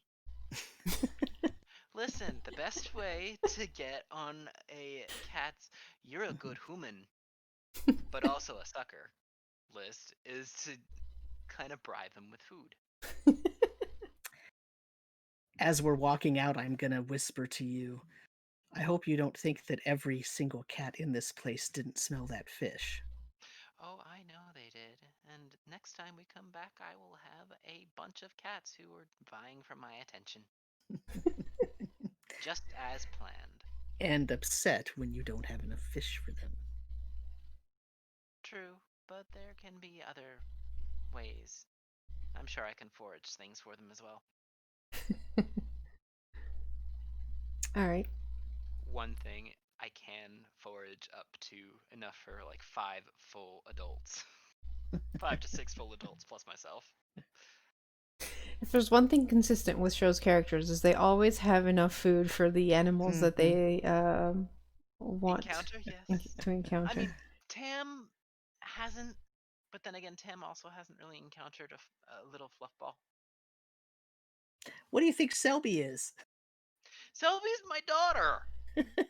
She's a I'm little pretty fluffball. sure. I'm pretty sure you've already fed Pebbles and Selby. You're the one that gave. No, wait. That was. No, That was was not actually me. okay. Now we're getting That distracted. was not me. I Anyhow, was like, who well, gave her the sugar rush? Well, that that was the other Laura. dad.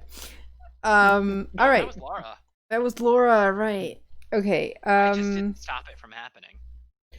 So you go to the Zoog territory and manage to find. You come upon a crumbling ruin of a temple. The stone is slick with rain and dew. And as you approach, you see a small, furry, rat-like creature. Its many eyes flicker over you, taking stock of you and your companions.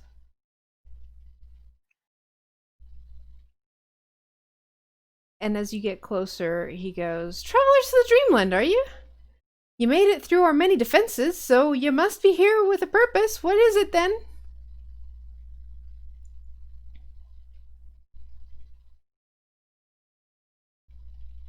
Well,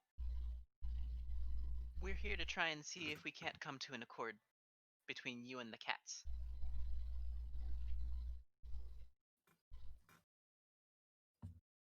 The cats.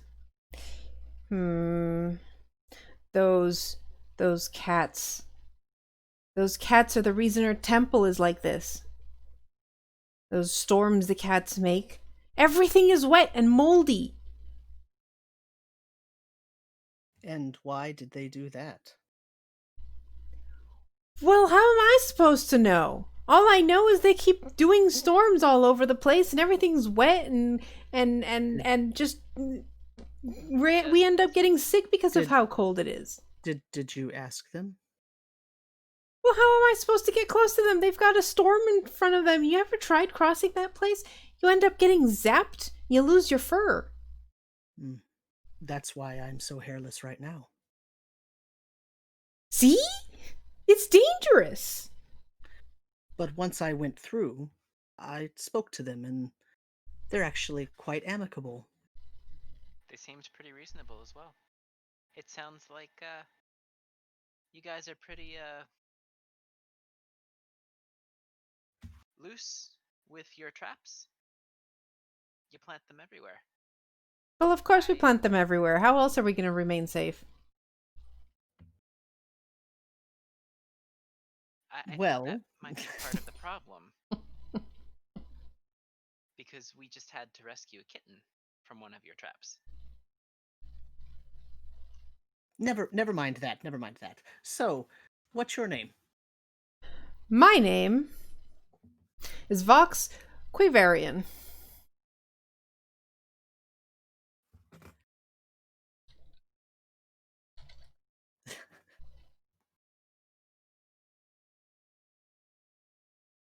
I am the Grove Keeper and the leader of the Zoogs.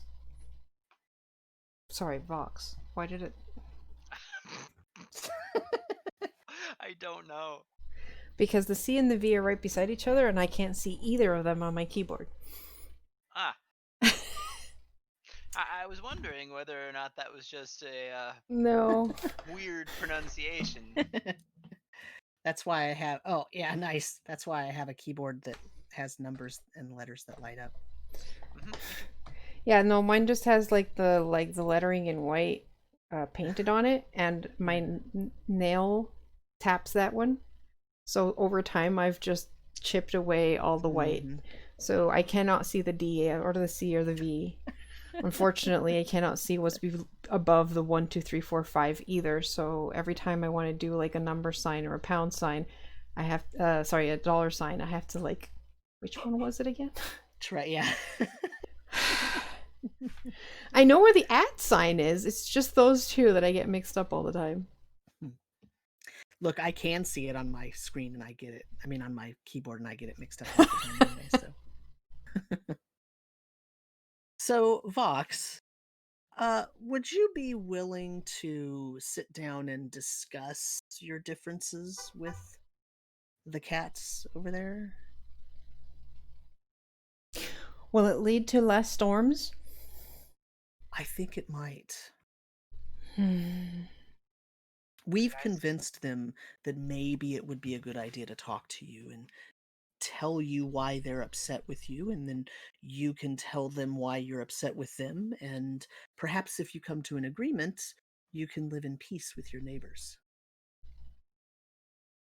It's a whole lot better than what's going on right now. Give me a persuasion check. Me? Crap. You have better persuasion than I do. Trust me. As long as it's not a negative, then it's better. All right, you know what? I've not done this entire time, but I'm breaking it out just for you, Sam. I like how the whole like, yeah, no, you've got this. I trust you, and then just 7. Yeah. Trust me, like I said, it would have been better than mine. And I'm not going to roll because I'm not going to make myself a liar because of how my luck plays out. Just take another reroll. Okay. Okay, come on, do better. Oh my god! Better, not worse. I told you.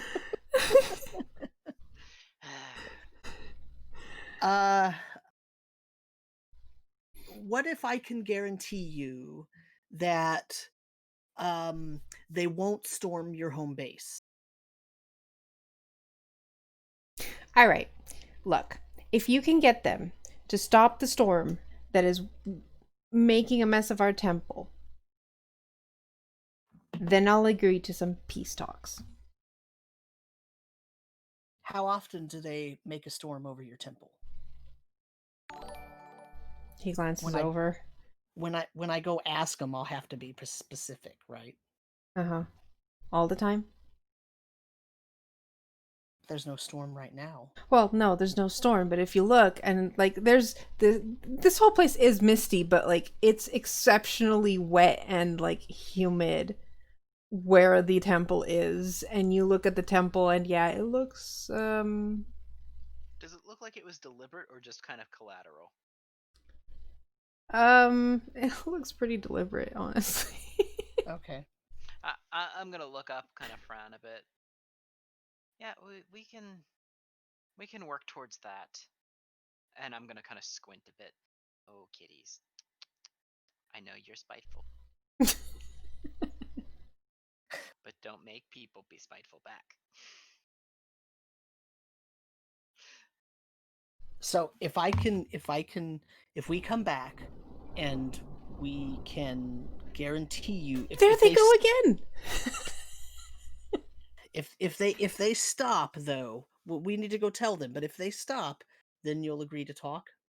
Yeah, there's a clearing halfway between our places. If the storm stops, if the wetness goes away.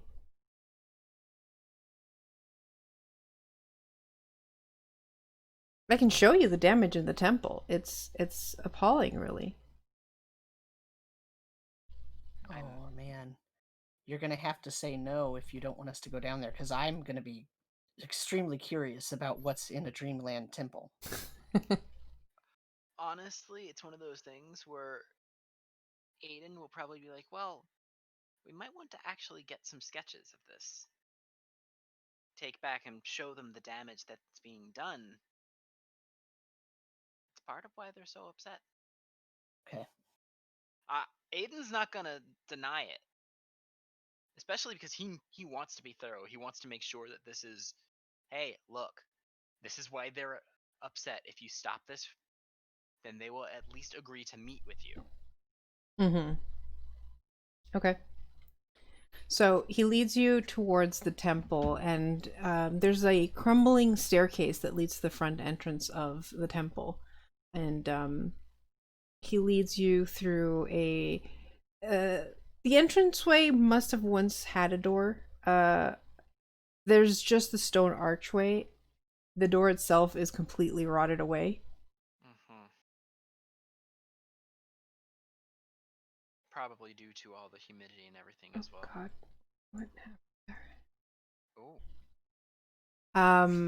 I'm not gonna this isn't really, you're not really fighting anything, so I didn't bother with hiding anything.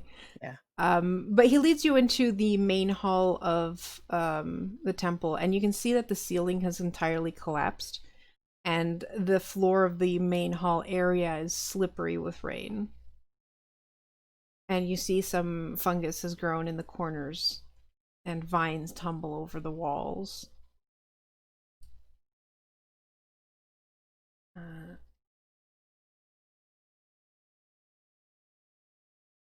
The actual map. All right. Then he leads you to the first area down here, and you see two other Zoog trappers that are working in making supplies, twines, pittons, darts used to create the pit traps. And they initially, like, as they see these like strangers come up, kind of like grab pittons or whatever and go, eh? And then they see that you're with Vox, and they kind of calm down. And he's like, "Don't worry, I'm just showing them around so they can tell the other idiots what they're doing." They go back I'm to just their gonna work. kind of wave. But I'm looking much more interested in actually seeing the supplies they may use for traps. Yeah, it's a workshop. They have like a lot of stuff in there. Hmm. In the center of the main hall, there is a large ruined altar with below the, like, a basin below a statue. It's kind of hard to determine the statue's shape just because of like the years of neglect and everything. But you can give me a religion check. Oh goodness, this is not gonna go great. Oh, never mind. Not advantage, but never mind. I'm too Okay. busy looking around for what I'm looking for is something that is obviously broken, but not so broken that I can't fix it with a mending spell Okay. to try to Yeah. create some goodwill. This definitely looks more like it probably predates the Zoods moving Mm-hmm. in. Sure. And Aodhan, you look it over and you notice that it's got like some tentacle markings on it. And this looks like an otherworldly being, like what you would call a great old one. You guess that this temple may have been used for something else in the past. Wow. Yeah, yeah. Aiden just kind of like is a little bit wide-eyed. He also probably has a scroll out and is drawing a very, very, very rough sketch of the temple itself and Mm-hmm. pointing to parts that are like, this part was damaged. This part is completely soaked with rain. This part over here is growing fungus. Then he leads you to the room to the left, and in this room, there are three of the Zoogs that are just clustered in there, kind of looking over things. And there's it looks like it once used was a like storage room for offerings. Mm-hmm. Um, and Vox kind of points at I don't really know what that is. He points at the chest. There's stuff in there, but we haven't really found a use for it yet, so we just keep it Oh, there. can we take a look? Sure. I'm gonna kind of scamper over and look. You open it, and there inside there are three hooded lanterns, a pouch that when you pick up jingles with coin, and what looks like a wand. We've used the lanterns a couple times, but we ran out of the stuff inside of them, Oil? and yeah, that thing. Mm-hmm. So now we can't turn them on. Ah. Would you like some oil?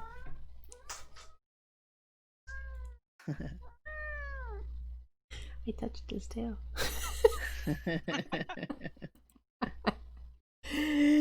Hello, kitty. Uh, you have oil? I can give you some oil. We would appreciate that. It would help illuminate this place at night. Very good. I take out a large out of my bag. I take my backpack off my back, and I take a large sort of oval shaped jug with a wide mouth and a Mm-hmm. big cork at the top and several corks around the sides of it. And I say lamp oil.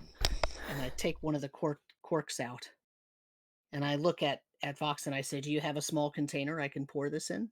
Or would you like me to fill the lamps directly?" uh, he calls to the Zoogs, and they go scampering out and looking for a pot to and bring back a pot that looks it looks like it has a crack down the side. I cast mending on it.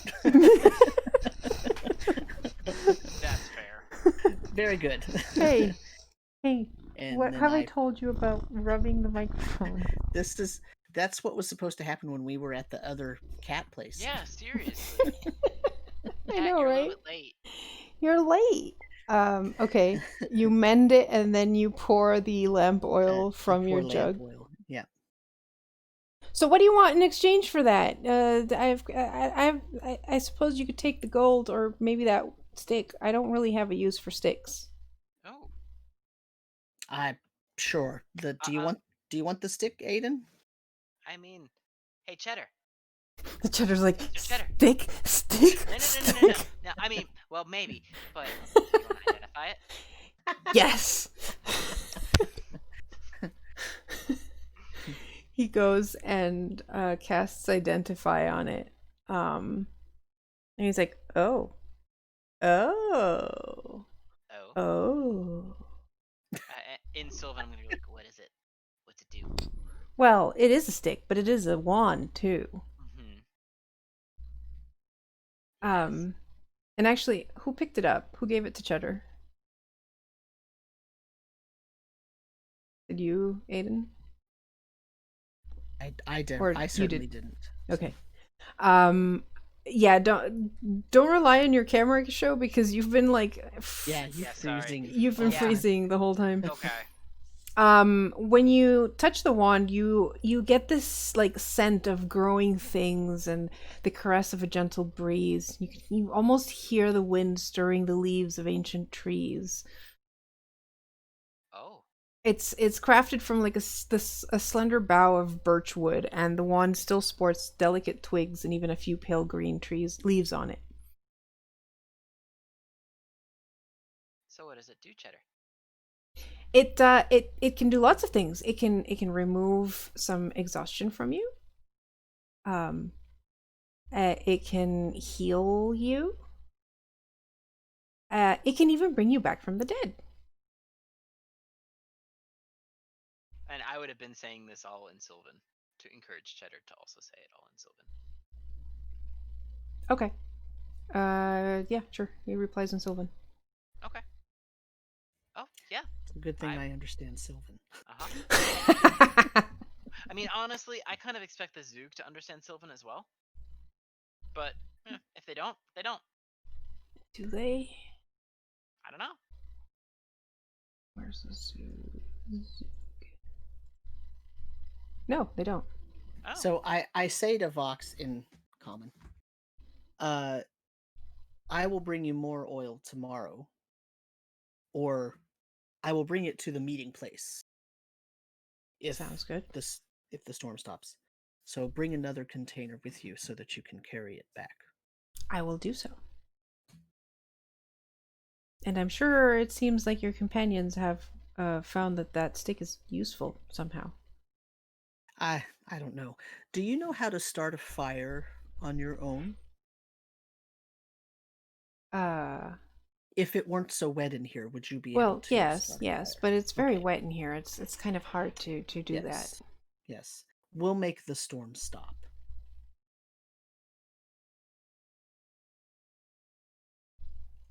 And I look at Rose and Aiden. Are we ready to go? I think so. We've gotten a lot of information that we can use to help try and convince the cats. Not like I think it would take that much.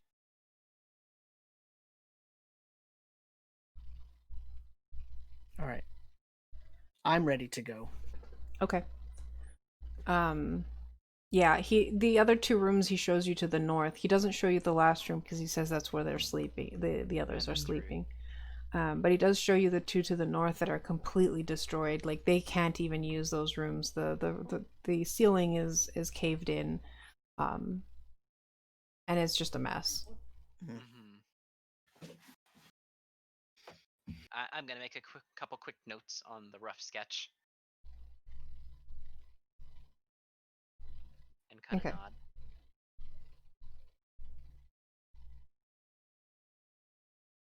All right. Well then, let's get moving out. Okay. So you move out and head back. It is almost nightfall by the time you arrive at the edge of the storm again. I was very disappointed to see the damage in that temple. Me too. I'm glad it was abandoned because that definitely was a temple of an old one. And if it had still been around, things might have been. Yeah.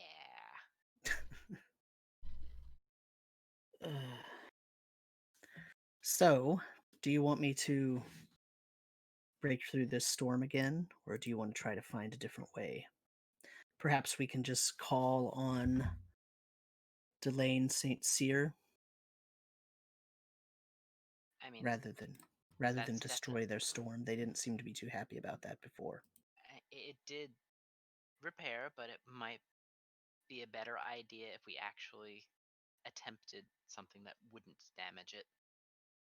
Let me see really quickly.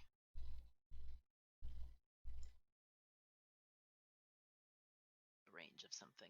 Hey Karu, so how far is the band of the storm? Like how wide is it? It's Because I know you said it was a donut shape. yeah. Like where is the pocket in the center? Like how far in? You can cross it. You can cross it in like one turn, basically. So it's about 30 feet ish. I'd say it's more like 10 feet, maybe 15 feet.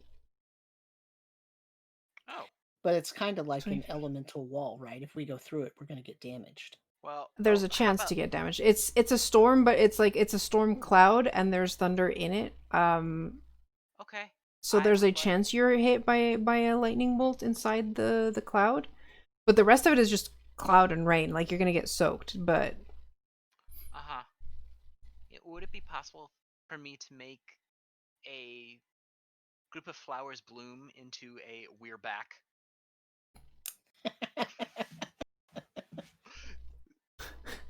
Or knock knock.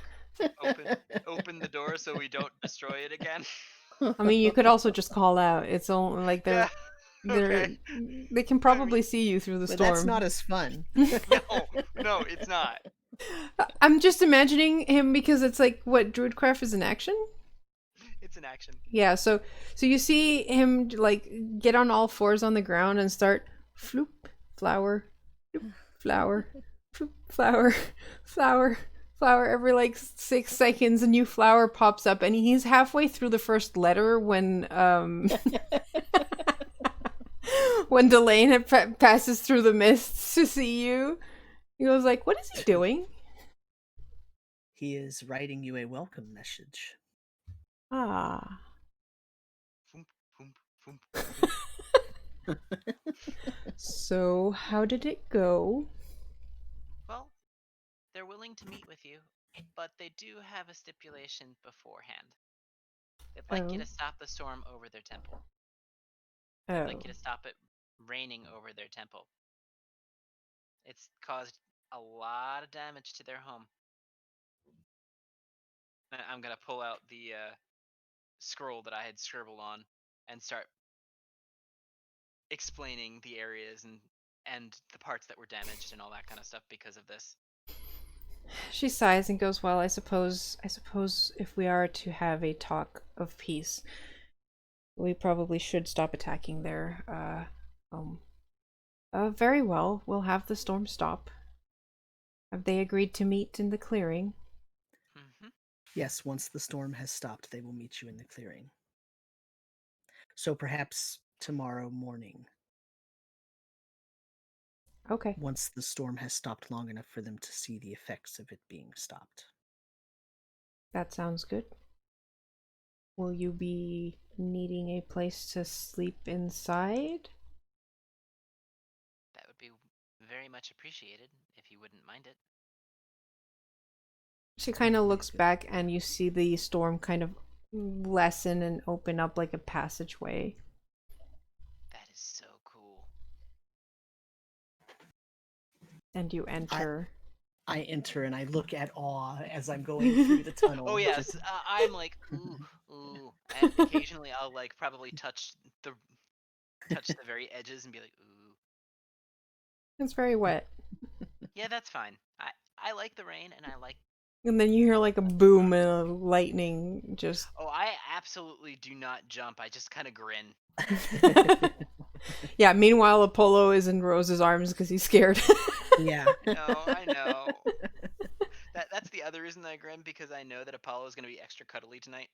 Yeah, he's not liking this whole, like, let's sleep with a bunch of cats that produce lightning and storms.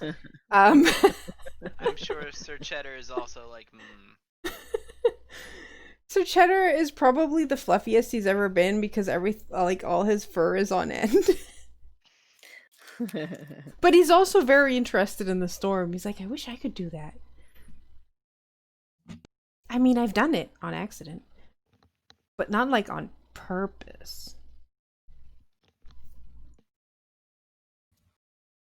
All right, so you take your rest and let's go on a quick break. okay. Right, I'm streaming. Yes, you are.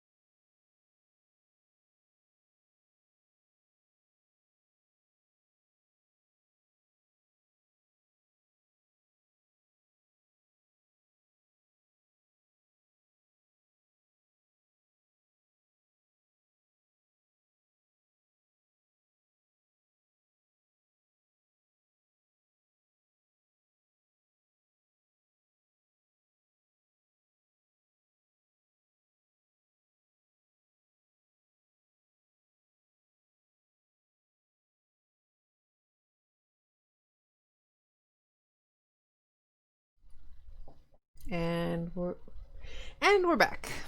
I was just making sure I wasn't muted. All right. So next morning, the Cats of Ulfar, with their sends Delane as their appointed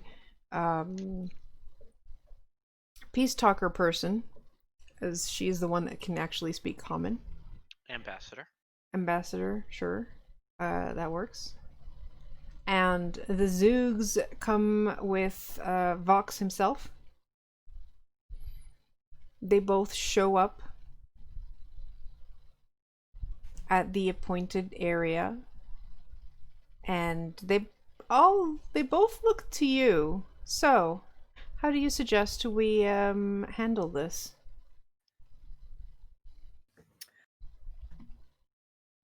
First, I just want to ask if the storm settled down at your temple. Vox nods. I wouldn't be here if it hadn't. And you are happy with the level of activity around the temple now?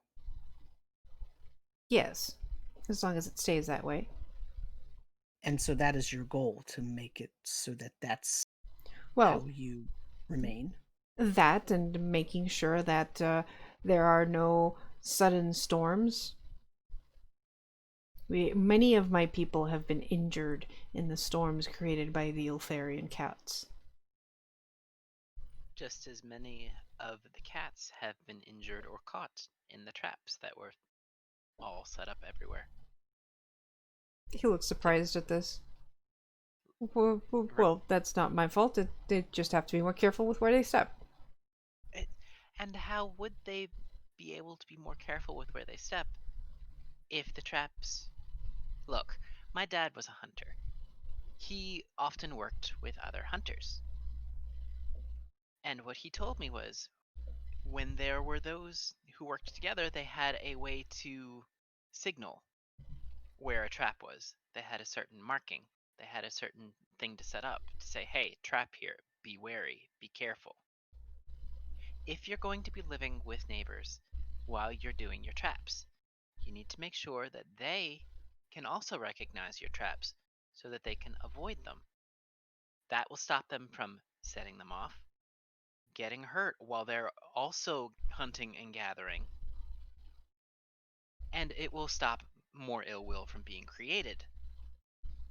Right now, what you're doing is you're literally dropping pitfall after pitfall after pitfall without much care. And I can understand how that gets the Cats of Ulthar as frustrated as well. Their response may have not done anything but spark more, but it's just going to continue to escalate if you both don't come to some kind of understanding. I'm not saying that you have to stop putting all of your traps where you need to survive. Just make it so that they're aware of where they are, so they don't have to risk themselves. Be considerate, and they'll possibly be considerate back. Give me a persuasion check. God, this And is gonna... sidebar, but I just realized that it didn't add in my background skill proficiencies, one of which is persuasion, so perhaps I wouldn't have behaved so poorly in that last section. This is gonna stink because my persuasion is balls. Never mind. 15. Look at that, though. I have a -1 to persuasion, Yeah. and yet I still rolled a 15. Okay. And honestly, if all goes well, you might actually even be able to perhaps set up a trade or some kind of common ground. Maybe you could have your hunters and trappers work together. I don't know, because you're neighbors. Vox Want to be looks... able to coexist. Vox looks like he's listening and considering and kind of seeing your point in terms of the idea of the traps that have hurt the cats. And he goes, well, I suppose we could try to do that, but I would need assurances that my people will not be suffering under the storms of the Ultharian cats. My people end up being zapped by sudden thunder that is unnatural to this area. I'm not saying that you're the only ones that have to give to make this coexistence actually able to happen. And I'm gonna look at Delane. You have to give as well. You have to either keep your storms. I know your storms protect your home, and that's fine. You you need to protect your home as well, but it needs to not be something that can be flipped at a whim. If you get upset or feel particularly petty, you shouldn't just drop a storm on whatever is making you that way. Honestly, that's kind of provoking too. Give me another persuasion check. Why am I doing all the talking? One of these days, I'm going to. That's an 11. She sniffs. The storms are not that bad. They're clearly exaggerating. But. And she gets this, like, sly grin. I would perhaps be willing to come to terms and limit the storm areas to our territory, and if you would agree to a duel, a way for us to expend the energy of the anger that is accumulated on both sides. A duel. I'm gonna kind of look. So she got kind of a weird look on her face. Like, can I read that? Does it seem Yeah. like she's what do I sense from this change in tone? Like, that wasn't part of the deal ever described yet. Give me an insight check. May I as well? Because I'm looking at her like, Sure. Well, I'm able to read cats. I rolled 2 frickin' ones. How in the hell? Wonderful. Oh my god. I almost rolled a crit. I was one off. You have a +7. Yeah. +3. Alright. With an 8, you can tell, like, something's up, but you can't really, like, read her, like, what she's up to. Aodhan, you look her way, and you see this glint of... And you look between the two, and you see this tiny Zoog, which is a small creature, who apparently... Is it like cat and mouse? Kind of, yeah. And then you have this were-tiger on the other side. Were-cat, sorry. Who looks ready to shred this tiny mouse, who, by the way, has no weapon on him. Well, she's got, like, a scimitar, she's got a longbow on her back, while she's in her, like, hybrid form. And she looks confident as heck that she's just gonna... And she's just like, yeah, I'm obviously not to the death. And just to make things fair, we'll have your party. You can choose someone to be with Master Vox here, and one of you will be paired with me, and then one of you will be the referee.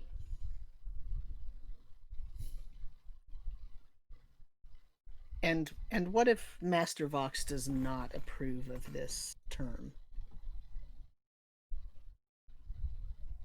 Vox kind of glances at her, glances at you guys. Because if that does sound appealing, honestly, if I can kick her ass, before we agree to anything else.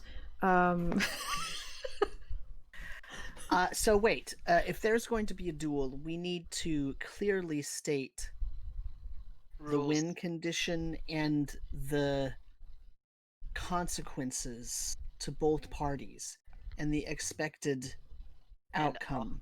and also give the opportunity to surrender. We do not want to have any flare-ups or resentment being brought in as Well, a result of this. Delane speaks up and goes, well, I think the idea of a duel would be to let out the aggression between our people right here and right now, and no matter the result, we'll call it even. And then whoever wins has a bit more leeway in determining exactly where the territory edges lie.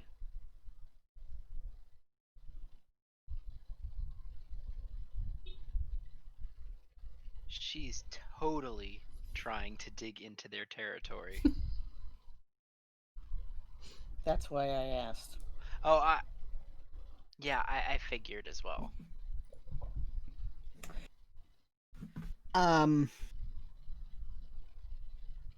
As a neutral third party here, as purely a negotiator, I must tell you that it's up to the two of you to agree on the terms. But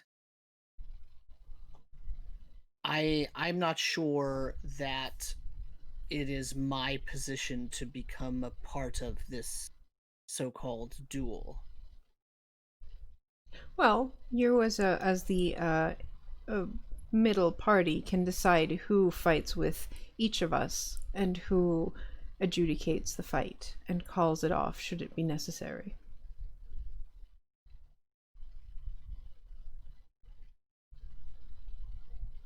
A referee, if you would.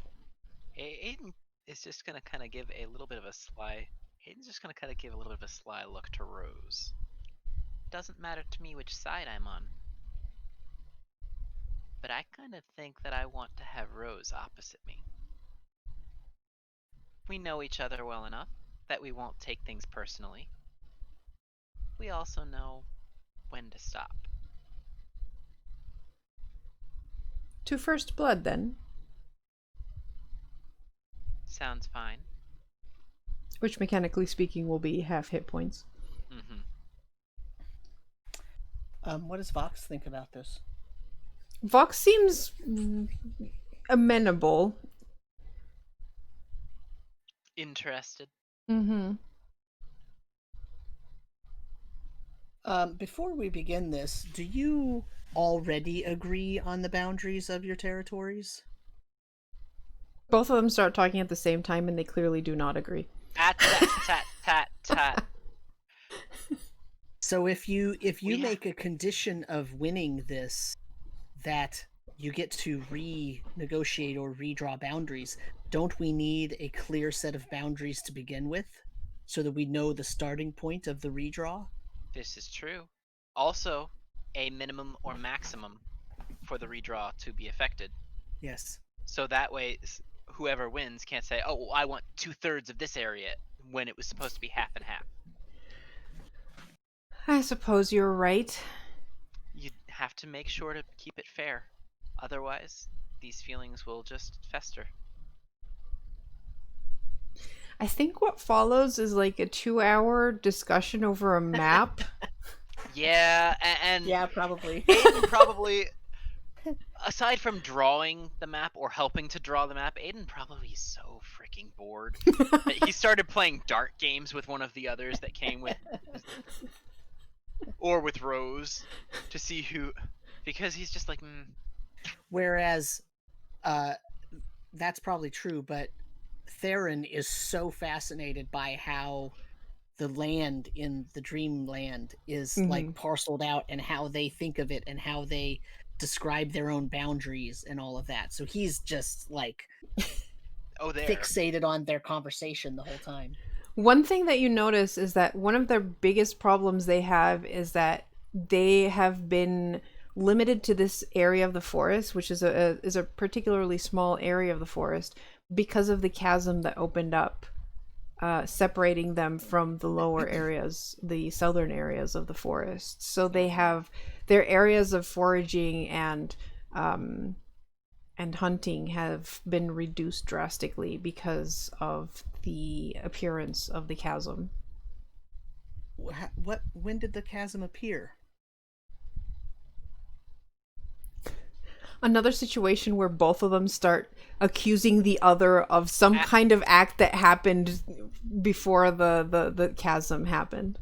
Simmer down, simmer down. So, when do you think that it appeared? And I look at Delaney. Uh, it appeared when these Zoogs started putting traps in our I territory. didn't ask what caused it. I asked when. It happened. I don't have an exact date, but basically right before they decide, right after Hmm. the first major skirmish between the two. Okay, So, and Vox, when do you think it began? Well, it happened sometime after the storm started Okay, pounding. I didn't ask again, what not what caused caused it. it. I asked when.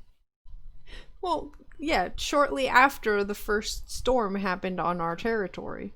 Okay, Mm, here's what I'm hearing. And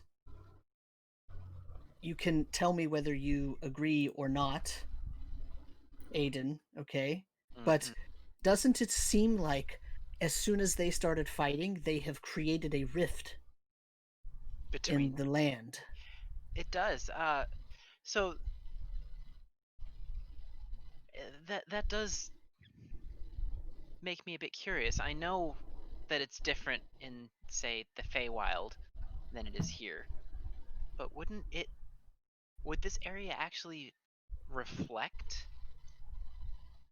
that of those who live in it? Maybe maybe the rift happened after your arguments to force a change. They kind of Maybe it happened to force you to either work together or to weed one another out. they both just like glare at each other, being like, "No, it's clearly their fault. They're I the ones that didn't started say this." I didn't ask who started it.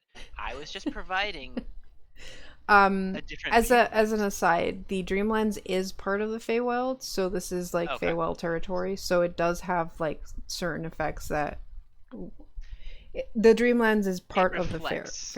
Okay. yeah. So it These both creatures, the cats and the Zoogs are both Fey. are both Fey creatures. Yeah, Then how do they not understand Sylvan? Sylvan is the language of the Fey. because they're I don't know. They know like the cats don't even know Common. They understand Common. They can't speak Common. They can only speak Cat. Well, regardless, the And the Zoogs Feywild can speak Common and Zoog. uh, So the Feywild has a tendency to reflect its inhabitants' desires and their will, or Perhaps the Dreamlands focuses that ire that you have amongst each other and puts it into the world, into your surroundings, into your territory. And it's creating a rift because it's a physical manifestation of the rift between the two peoples. and perhaps if the two groups come to an accord, maybe even work together, or at least to stop hindering each other, that rift could be healed. um, If that's the case. I would bet that if you worked together to build a bridge over the chasm, that both of you were able to cross and to use whenever you needed, the rift would start to seal itself up. give me a persuasion check, Theron, with advantage. Well, the dice roller turned on me a few minutes ago, so let's hope. There you go. 22. 22. Rather than battle it out in a duel that will both just increase your animosity, why don't you expend that energy building something together? The two kind of look at each other, and slowly, like, you see Delane kind of deflate slightly as she realizes the truth of what you say, and that the possibility of, like, yeah, maybe fighting will just make things worse. She'd really want to keep fighting, but Hey, as things come back together, who's to say you can't have like a festival that's a competition? That could turn that energy into something more productive, something that could be celebratory. So, she kind of celebratory. straights up a bit more. That sounds interesting. I mean, there are other ways to express it than just flat out violence or aggression, A tournament for champions, so to speak. where there could be an honor.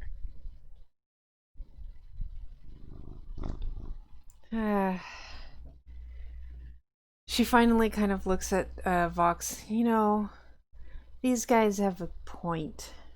I suppose we should try to mend things. And Vox kind of nods and goes, yes, very well. I will be more careful, and we'll devise a way for your people to be able to see where those traps are, and we definitely have the skill set to make a some kind of bridge over that gap. If there wasn't so many storms. And Delane is like, yes, well, my people like the storms. It brings them joy. They like playing with the water. But I suppose if we can tighten up the storms closer to our territory. As they're talking, you feel the ground start to rumble underfoot. I'm gonna start to look particularly smug. I What did need I say? everyone to give me a dexterity saving throw. As the ground rumbles and moves. You barely even notice me moving. God. Smug look of a Of a monk who's monk. absolutely braced and centered. Oh no. Oh my god. It was the werecat who failed. It was Delane, not the rat. That's great. Oh my god, and the rat's gonna be so smug about it too. Hold on the puppies. Do you want to roll for the puppies? Yeah, sure. I'm sorry, Apollo. Apollo's fine. Oh, look at that. I'm sorry, Cheddar. I mean, I expected Cheddar to I fail that one. expected Cheddar too as well. I fell down and Cheddar sat down next to me. Yep. Cheddar Thankfully, just Cheddar like doesn't have far. Cheddar doesn't have that far to fall. Just like thump. I meant to sit. I meant to That's sit. why I said he sat down. I meant Yeah, to do that. Delane was just so surprised about it and she got caught off guard and just finds herself completely prone on the ground. And finally, the movement stops. And she sits up and kind of dusts herself off. I'm just gonna reach over by where her ear is. She's got braids, right? Yes. Pop. A single flower. That will never get old.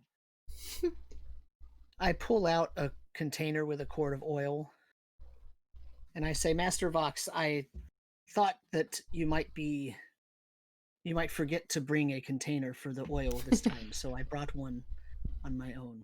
Oh yeah, completely forgot about it. I'm just gonna kind of nudge Delane and be like, I bet you that was the rift. If not completely healing, at least getting smaller. You might be right. Huh? What was that? I couldn't hear you. Now I can be a brat. Because I don't have to be the mediator. Don't push your luck. Well, I suppose you all should head wherever you were planning to now that you've helped us restore some peace in this area. Hmm. Oh, one more condition. We get to come back and visit. I suppose that is amenable. Good. Who knows? We might even be able to trade some things. It is I, possible. I'm establishing better working relationships with the Grove in the future. Well, I'm sure Theron would love to stay here even longer just because of Hmm. how this area is. Yeah. Oh, I like it too, but I have places to be and things to do. All All right. right.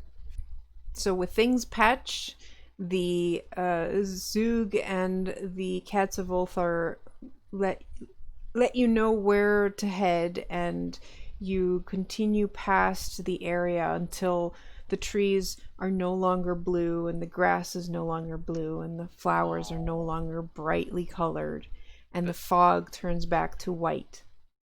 I'm a little bit deflated. I, I probably plucked a single flower from back when that was there to see if it stayed bright. It does not. I didn't Uh, think so. I figured it was the aura of the place rather than the actual. Yeah. I'm sad. I wish I could use Druidcraft to make the bloom that color, but I'm pretty sure that's a prestidigitation thing instead, Yeah. and The I do glowing not have purple that. mushrooms are gone. Oh, darn it.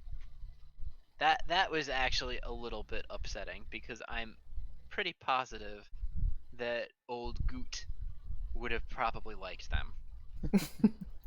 And actually, as you come out, you see a figure in um,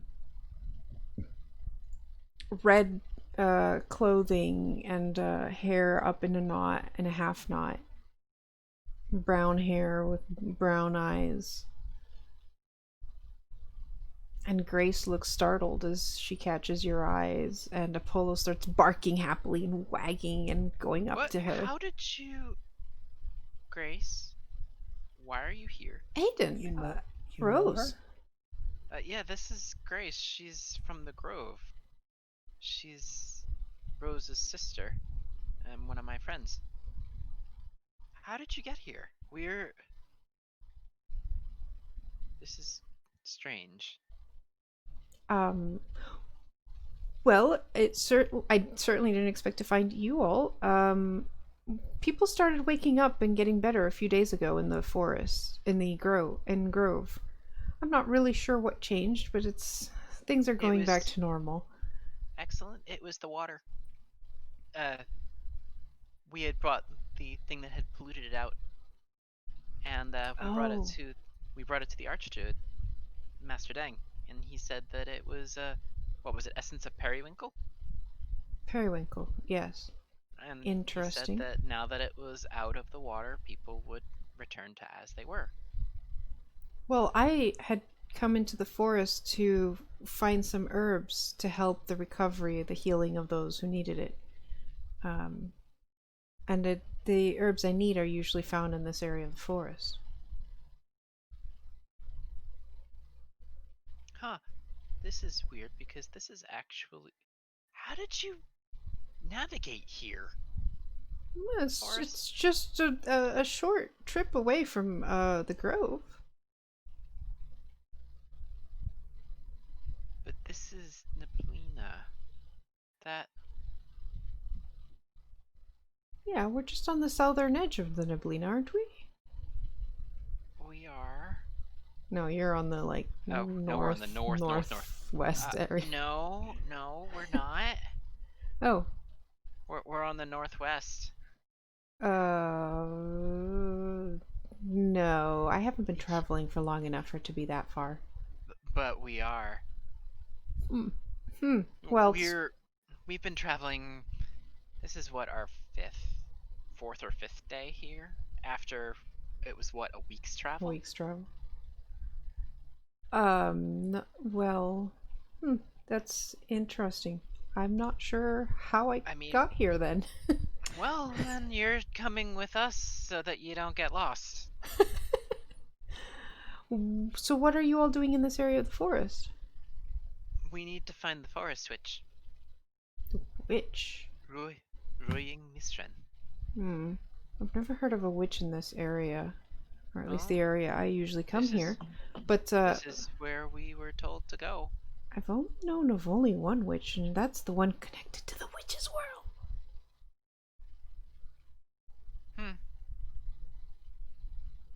Do you know if she has a hut around here? Well, no. But I suppose it would be would work for me to accompany you. Mm-hmm. How All right. long did you travel? Just about 3 days. I'm just gonna poke Grace in a spot that I know that she's ticklish in. She like twerks away, moves away from your finger. And Does she's she, like, what? does she make a squeak? Maybe. Yes. Because that was the reaction I was expecting. Okay, she's not an imposter. Oh, rude. No imposter could manage that squeak. Especially not when not expecting it.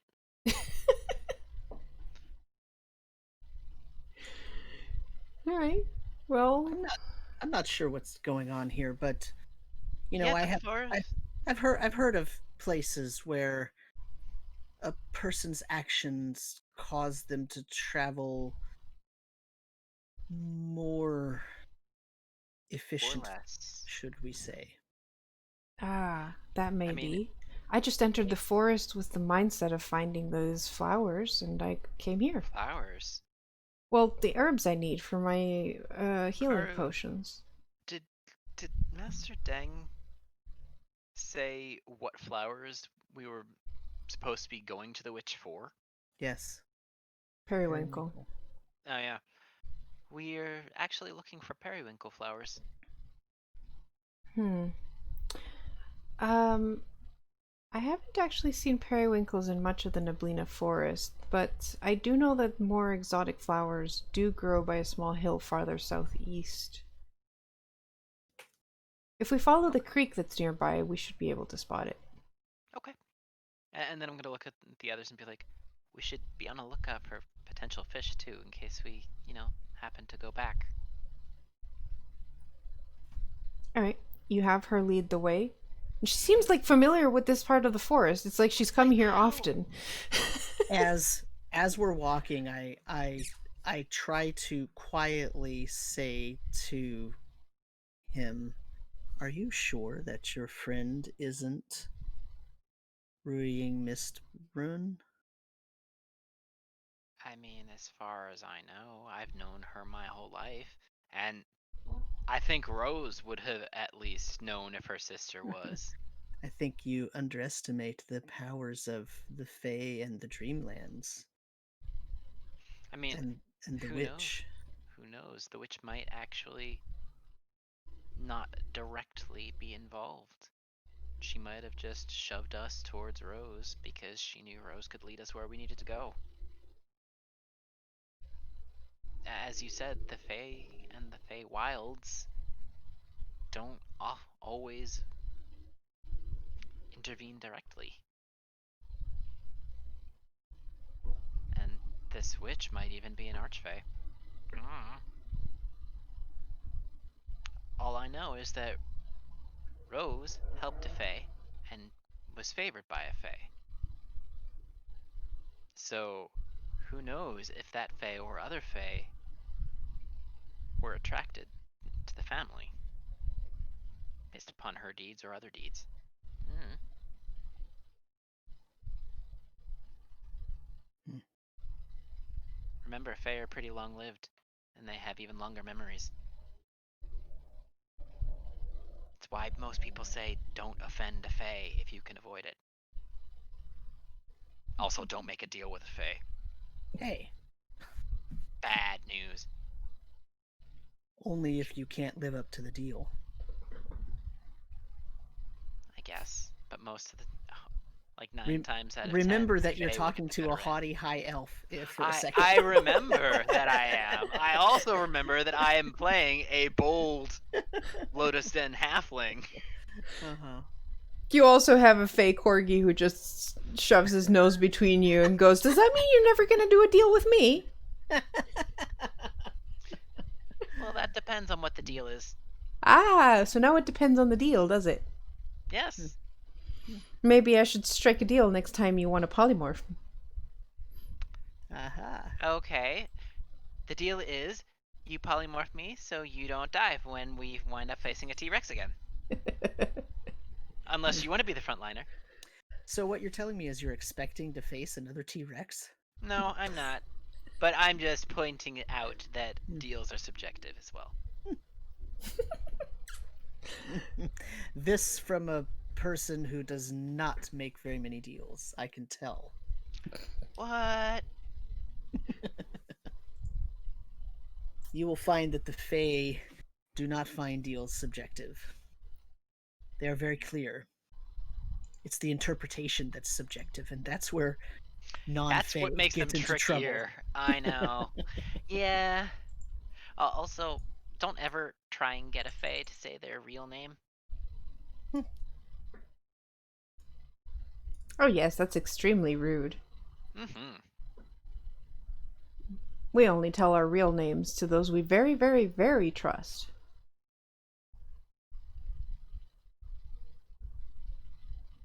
Well, don't worry. I'll never ask. And then I'm just gonna reach down and give Sir Cheddar a little scritch under the chin. You continue walking until you hear the babbling sound of flowing water filling the air. Lined by trees, low-lying bushes, and clusters of vibrant wildflowers is a small creek no more than a few paces wide. The water is crystal clear, the rocky bed visible even in the low light of the forest. And as you approach, Theron, you notice that there is a bush that is rustling on the other side of the creek. I pointed out to everyone quietly. I put my hand up to my mouth to tell them shh, and then I point out the rustling bush. Everyone stops for a moment, and you notice that from the bush, a group of 5 gremlins surrounding a patch of wildflowers emerges from the bush. Oh no. And they're all squabbling with each other in high-pitched, hectic Sylvan. Oh, what are they saying? They're a bit far away, so you can't hear all of it, but, you know, high-pitched High-pitched noises carry a lot further than lower. And you hear one go, "Little pink flowers, not purple, not blue, not yellow, pink!" And then another one goes, "Watch out for bad water, bad water!" And they're pointing at the creek. And the other one goes, "Shh, quiet, sneaky special mission must be sneaky."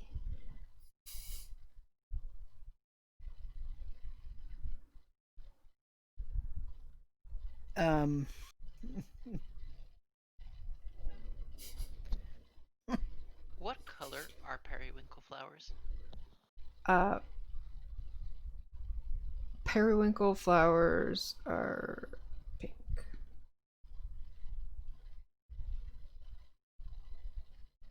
I'm gonna look at the rest and be like, sounds like they're after the same flowers we are.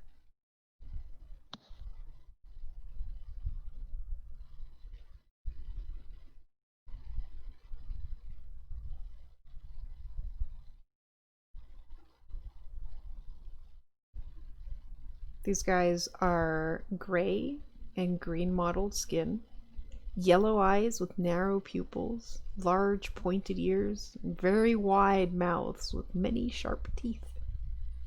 And they've got like gangly, knobbly limbs, and they're covered in like moss and scraps of cloth.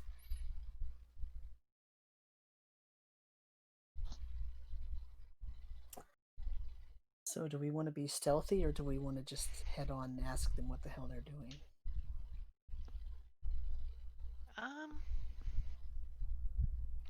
Honestly, Karu, how big are they? You said they were small, They're right? small creatures, yeah. They're Are they small. my size or smaller than me? They're smaller. I mean, we could try to be sneaky, and then I'm gonna look particularly side-eyed at Cheddar. But we might want to take a stronger stance.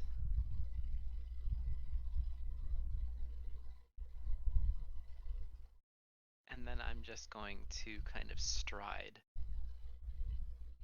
closer. And as Are we on the same side of the river as they are? Yes. They seem to be looking for a way to cross the river, and they seem very averse to the water, as if it's like they're looking at it as if it was like a lava raging river. rapids? No, more like a lava river. Like Oh. they're completely afraid of the water. Okay.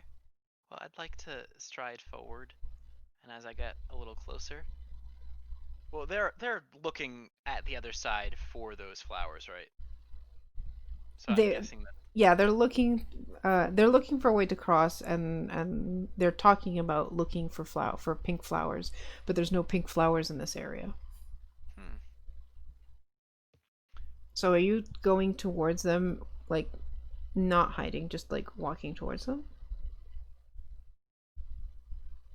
Well,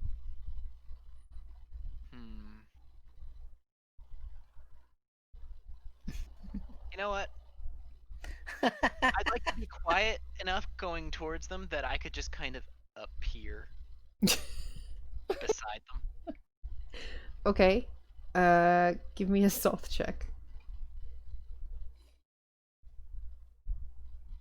Add your rolls tonight.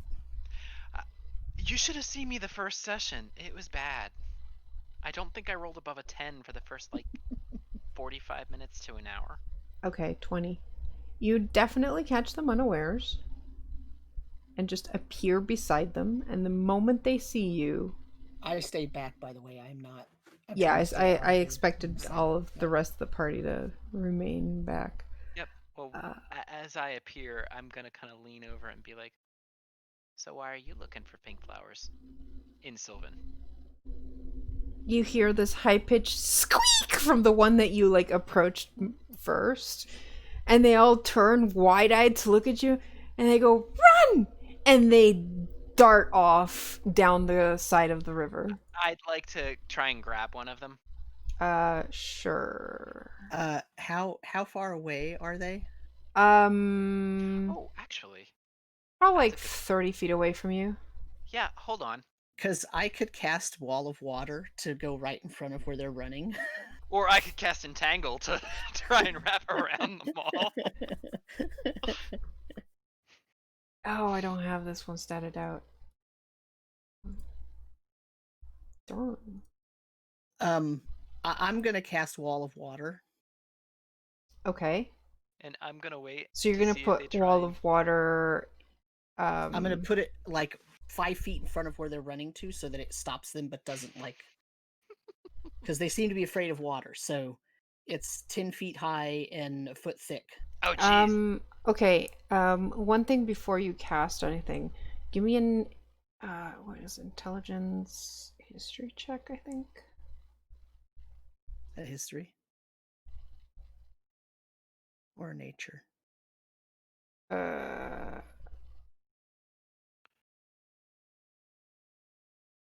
History. Oh no. Nature would have been better. Would you like me to also give a history? I can guarantee it'll probably be worse. Well, you already moved forward, so either Yeah. whether you learn this, it's not gonna make much of a difference here. So you cast the Wall of Water. Okay. Oh my god, gremlins can stack.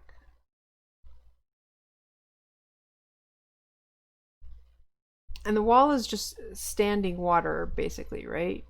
Yeah. Okay. I mean, it's... What does it say? It says...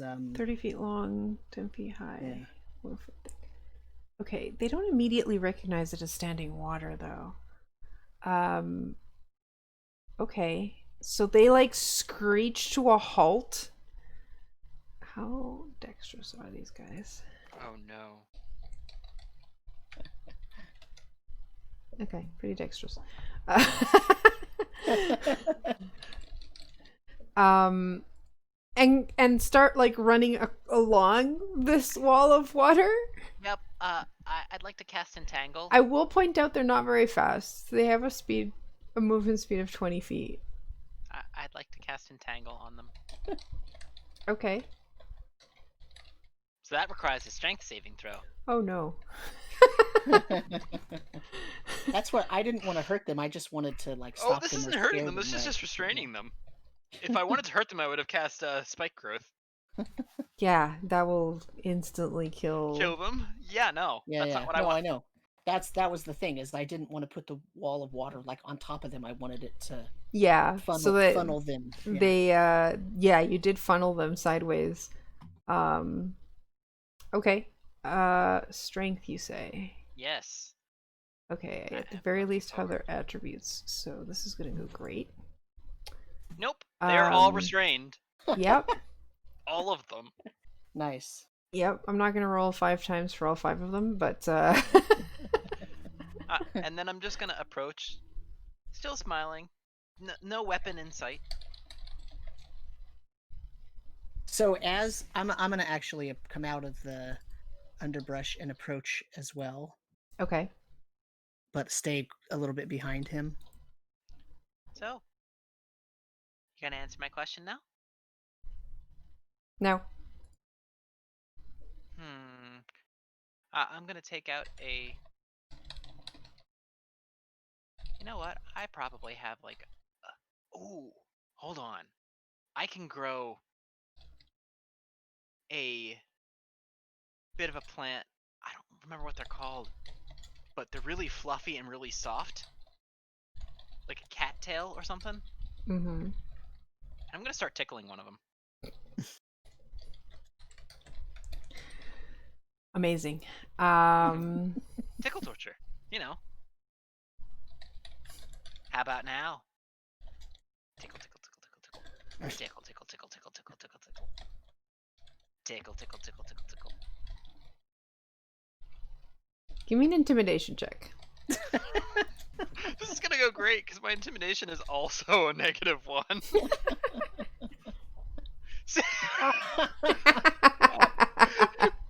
Apparently, So tickle torture is very effective. Let me point out that when I rolled and I had a +7 to my roll, I rolled an 8. And you roll and you've got a -1 and you rolled a freaking 16. That's how dice work, yeah. Yeah. This is how it always goes. Tickle, tickle, tickle. So, what did you want to know? I wanted to know why they were looking for those pink flowers. Because we were ordered to. By who? By Master. What's Master's name? What does Master look like? Tickle, tickle, tickle, tickle, tickle. He's called Master. Yes? What does Master look like? He's Tickle.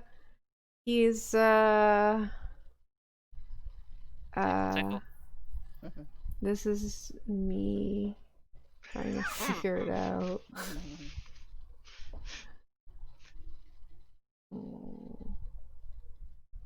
Because obviously Master doesn't care if these ones have seen him, because he didn't expect anybody to actually catch these ones or to even think to ask them questions.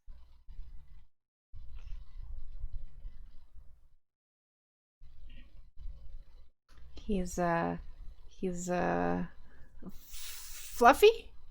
He's got horns and really big teeth. Karu, do I recognize a creature from that description? Probably a fey creature, maybe. I mean, not necessarily. I mean, maybe it's some kind of like furry tiefling? But before you said the teeth, I actually was considering more a satyr. Satyr could work too, yeah. What else? Does he wear a cloak? Depends. Depends. If he goes out, he wears a cloak and hood and make sure that no one can see him clearly. Why does he want you to get the pink flowers? Because he needs them. For what? For I don't know. Do we look like the kind of people who just ask the master what he wants? Master says he needs something, we go and get them. You don't go, oh master, what do you want that for? Then he'd just kick us with his hooves, and then that is unpleasant. With his hooves? Is more and more I'm thinking it's correct. How tall is Master? Pretty tall. Taller than you. Yeah, taller than him. And I'm gonna point to a Theron. How tall is Theron? 6 foot. About maybe a bit taller. Does Master have a tail? Maybe. What color is Master's floof? Brown. Why are you so interested in Master's looks? Because I want to know who Master is. Duh. He definitely doesn't look like the picture that's on the title page. Yeah, I was trying not to.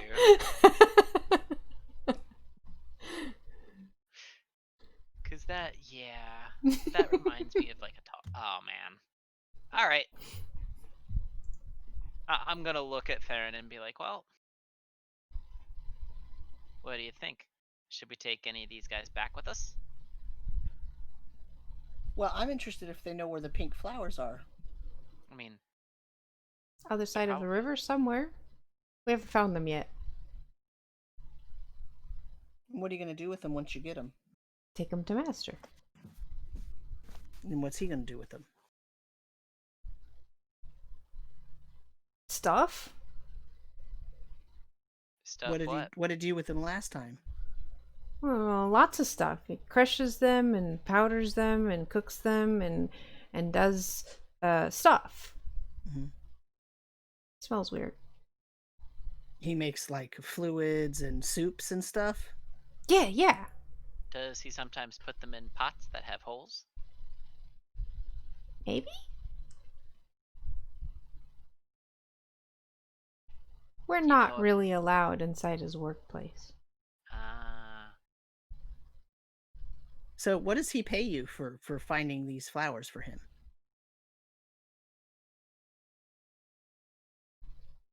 They look confused.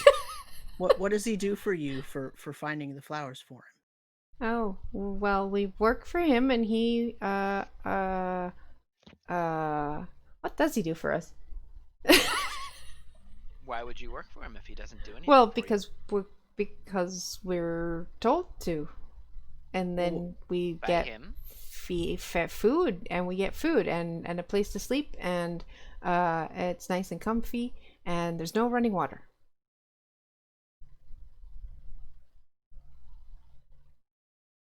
I see. So it's the running water that you don't like. It's not that there's anything wrong with this stream. It's that it's moving. It's poisoned.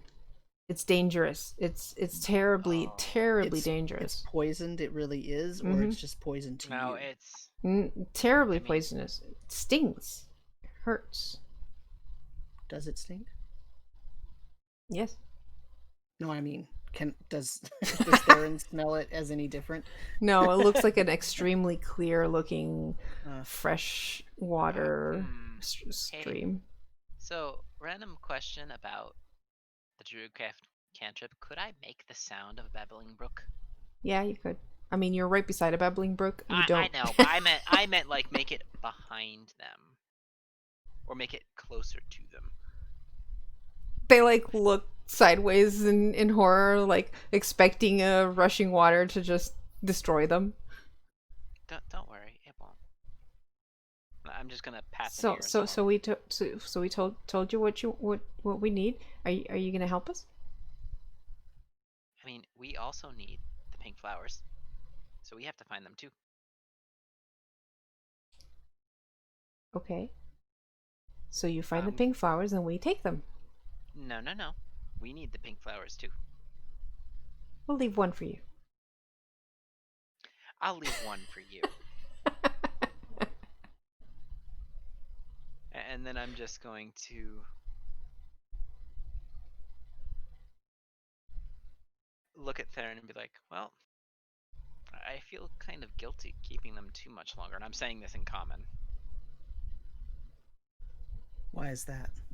It feels like I'm bullying them a bit. Well, we could help them get across the river, and they could help us find the pink flowers. And then how are they going to get back across the river? I mean, they could always just have us. But Grace looks at you and goes, "Well, I did say I do know where they are. I don't think you need them." So what do we say to them to make them not tell the boss that they met us? oh, I could just craft another cattail and kind of loom over them. You know, it is still bullying, but it's just tickling. And that's gonna stop them from doing that when you're gone. How? Yeah. Also, bullying is bullying. I mean, yeah, it is. All right, well, let's just let them go and tell them that we're going to cross the river and go look, and they can cross the river and go look however they want, but we'll just ignore them and they can ignore us. Mm-hmm. That seems perfectly amenable. Amenable. That's fair. I was gonna be surprised at them able to pronounce that word. They've heard Boss say it. Boss? I thought that was Master. Boss Master depends. Boss Master. Alright. Well, by now, Entangle is probably gone, because it only lasts a minute. Mm-hmm. And The wall of water's still there. Yeah, they have to like go away from the water and they continue off.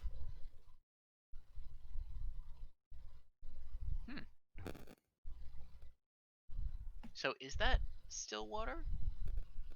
It doesn't say one way or another. Yeah, it doesn't really say. I'm not sure it's that important in this case. No, not really. Okay. I'm just gonna look at Grace and be like, well, lead on. She follows, she continues down the creek.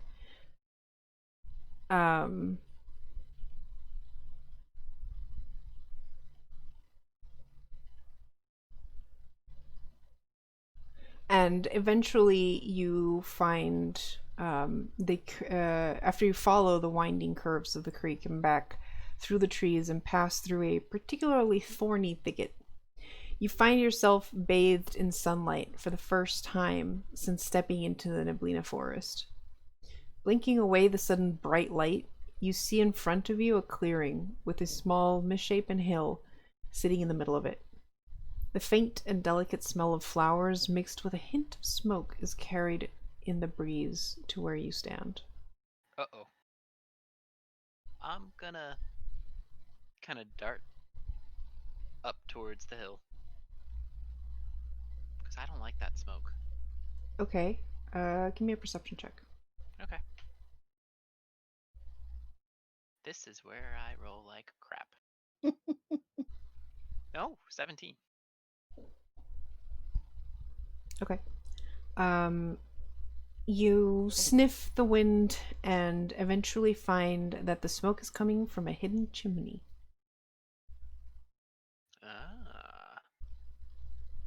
This might be the witch's hut. And as you think this and start looking around, like if this is the chimney, you notice that around the side of the hill there are like that you see the like top edge of like a sill, like a windowsill that is melded into the side of the hill. Is it round? Is the Yeah, door yeah, also round probably. when we find it? Is this a Hobbit hut? Kind of, sorta. Um, the rest of the group starts moving around the hill, and you notice, yeah, there's like 4 green tinted windows and a door. The windows are dark and green, so you can't quite see into the cottage because it's like looking through the like green bottles. That's Um, probably the purpose of them. and the door is wooden with a brass doorknob, and it's painted in the same green as the grass and the moss covering the this. Now you realize it's basically a cottage that has been made to look like a hill. All right, well, I'm gonna look at the others and be like, well, I guess this is where we need to be, and then I'm going to walk up and knock on the door Okay. because I'm not gonna go in without knocking. I knew you were gonna do that, but I am still disappointed just because of the nature of the traps on the windows. Karu, you realize Aiden is fairly straightforward and not the type who would actually try and break into a house unless there was no other option. Mm-hmm. The first thing he's going to do is always going to be Knock. Yes, I know. And I knew that when I was reading this. It's just the you're windows. sad that I didn't trigger the trap. Yeah. How many of the traps or tricks have I completely circumvented because I was like, nope, this isn't mine. We're not touching it. And I'm thinking particularly of the mimic. Just for the sake of you guys hearing this, if you try to enter through the window, like the traps are like they dye your clothing bright pink. They cover you in glitter. Nice. Fantastic. I love it. But you knock on the door, and instead what happens is it swings open on its own. I'm going to take one step in. Hello? The earthy smell of medicinal herbs greets you. Is it herbs? It's herbs. Greets you first as you enter the cottage. Why does H's even exist? Why do H's even exist? It depends on whether you're in Europe or in America-ish area. Probably. Because I know in Europe a lot of the times. The light from the fireplace in the kitchen is bright and warm, illuminating the wooden walls of a small and cozy room. Shelves on all sides hold jars and bottles of varying powders, dried plants, and dark liquids. Leaves and flowers are hung to dry from the ceiling, bathed in the green-tinted light from the windows. Back wall has a closed door with a gold-framed floor-length mirror sitting next to it. In the center of the room is a small wooden table with a pot of tea and enough teacups for all of you. Sitting in one of 2 chairs is a middle-aged human woman who looks at you and smiles warmly. So before we do anything, I was from my background is guild membership, and I was in the Alchemist Guild. Is there anything that I can just immediately detect about the things that are around this room in various states of jugs and all that kind of stuff? In terms of, like, what exactly are you looking for? Just trying to kind of get an idea of what type of things she's making. Okay. Interesting. Let's see.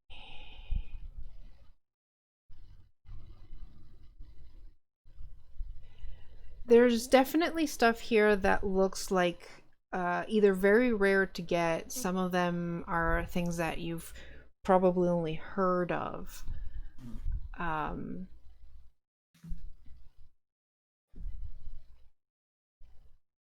Mostly they look like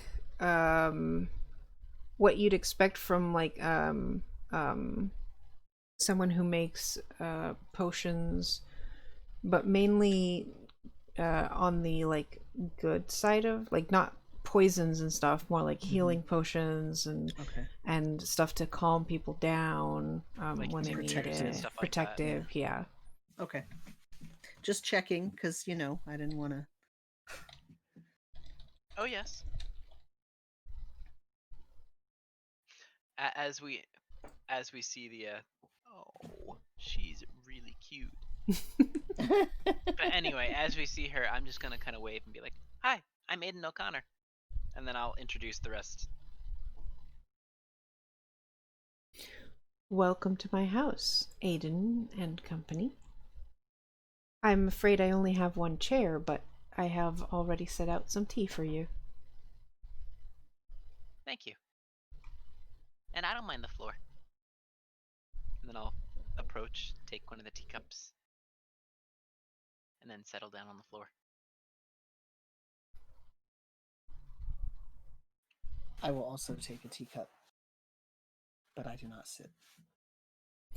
You take a teacup, and the set is made of porcelain, finely crafted, and the teapot is painted with delicate branches and pink flowers. And the tea that is served has a delicate fragrance of chrysanthemum.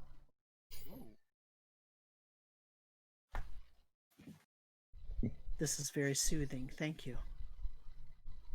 I'm glad. Oh, I finally found the place where it shows all the ingredients and shit that she has in there. Some of the labels you notice as you're like, do your like glance over what she has in her inventory, you see like things like ginseng, phoenix ash, pixie dust, Oh. preserved pseudo dragon eggs, Okay. spirit mushrooms, powdered dragon turtle scales. But they're all used in like herbal medicines and herbal remedies. Yep. yeah. Okay. And yeah, definitely not all of them from this forest or even the material plane. Reed, she is not somebody you want to mess with. She also has like drying plants from the rafters, and there you can see like lavender, valerian, sage. Okay. I'm gonna take a minute to savor the tea. Maybe make a little bit of small talk, compliment about how cozy her house is and stuff like that. Because don't want to be a rude guest. After some small talk, and she does introduce herself as Rui Ying. Many call me the Raven. I'm act as a healer and a guardian for those who live in the forest. But what brings you to me? Well, we're actually looking for periwinkle flowers. Master Deng, the archmage, or not archmage, archdruid of shut up. Shush. No wonder you can't be his apprentice. I'm not a druid. But the master of the forest actually sent us because he needs to make a potion to potentially cure one of his former students. Well, one of his former students. Ah, I see. Yes, I know of, Deng is an old friend of mine. In fact, he helped me build this place. Helped make it sure that it melded well into the surrounding area. It did. It's really cool. But we've both been very busy of late. We haven't really been able to see each other. I'm hoping he is well. It seems that way. Good. It seems a little bored, though. And she could probably tell that I look a little bit petulant at that. Probably grumbling about stupid T-Rexes. Bored? I've never heard of Master Deng being bored. Oh. Troubled, if something is afoot, perhaps, but bored. He is troubled, and he must remain in the forest. Troubled? Why would Deng be troubled?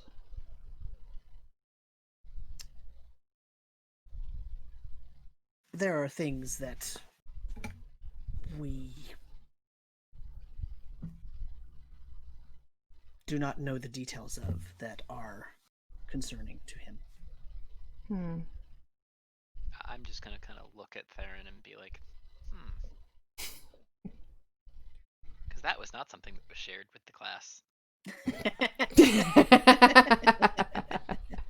You didn't ask. At the time, I didn't think you'd answer. I probably wouldn't have. What plant is it that he has sent you to seek? Periwinkle. Periwinkles. Periwinkles can only be grown in the Feywilds or in Fey-touched grounds. They are unique. While they have powerful medicinal potential, they can also be very, very poisonous if used incorrectly. Actually, they were recently used to poison the well water of the grove. That is... Almost the entirety of the village wound up asleep and unable to be woken for a while. That is troubling. It I was have never personally worked with periwinkle before, but I do know that they grow in the gardens within the Feywild. This home is built on top of a portal to the Feywild, specifically to the area called the Gardens. My job here is to make sure that the portal is kept safe and that only those who will respect the grounds enter. Well, I do have a friend in the Gardens who may be able to help you gather the periwinkles you need. But you must be remembered to be respectful of the plants and the other beings there and to listen to those who have knowledge.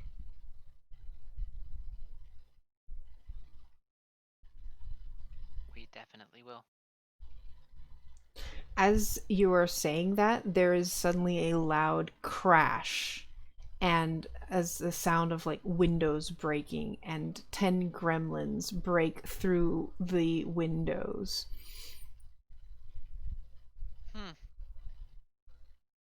Great. I'm gonna whip around and kind of get into a defensive stance. When they break through the windows, do they like get pelted with glitter and turn pink and everything? Oh, absolutely. Yeah, you see like 2 of them are like covered in glitter. There's one that just is no longer like mottled green and gray. He's just fluorescent pink.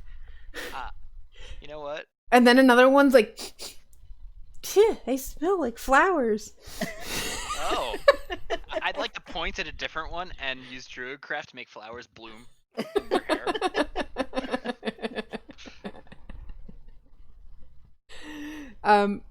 The raven actually stands and goes, I can deal with them if necessary. You can take the portal, or you can help me with them.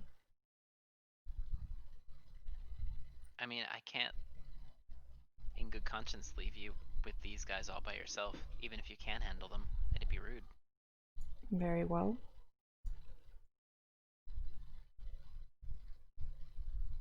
I cast, as she says that, I cast a spell called Nature's Aegis, which causes grass and vines and branches and vegetation that's normally in this area to sort of detach from the ground and flow up my body and become these branches and this nice set of armor. Nice. Love it. And I say, we're not going to leave you to deal with these pests.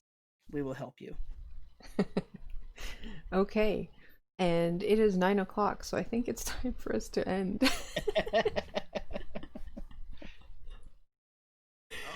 I guess last thing, Apollo, sick 'em.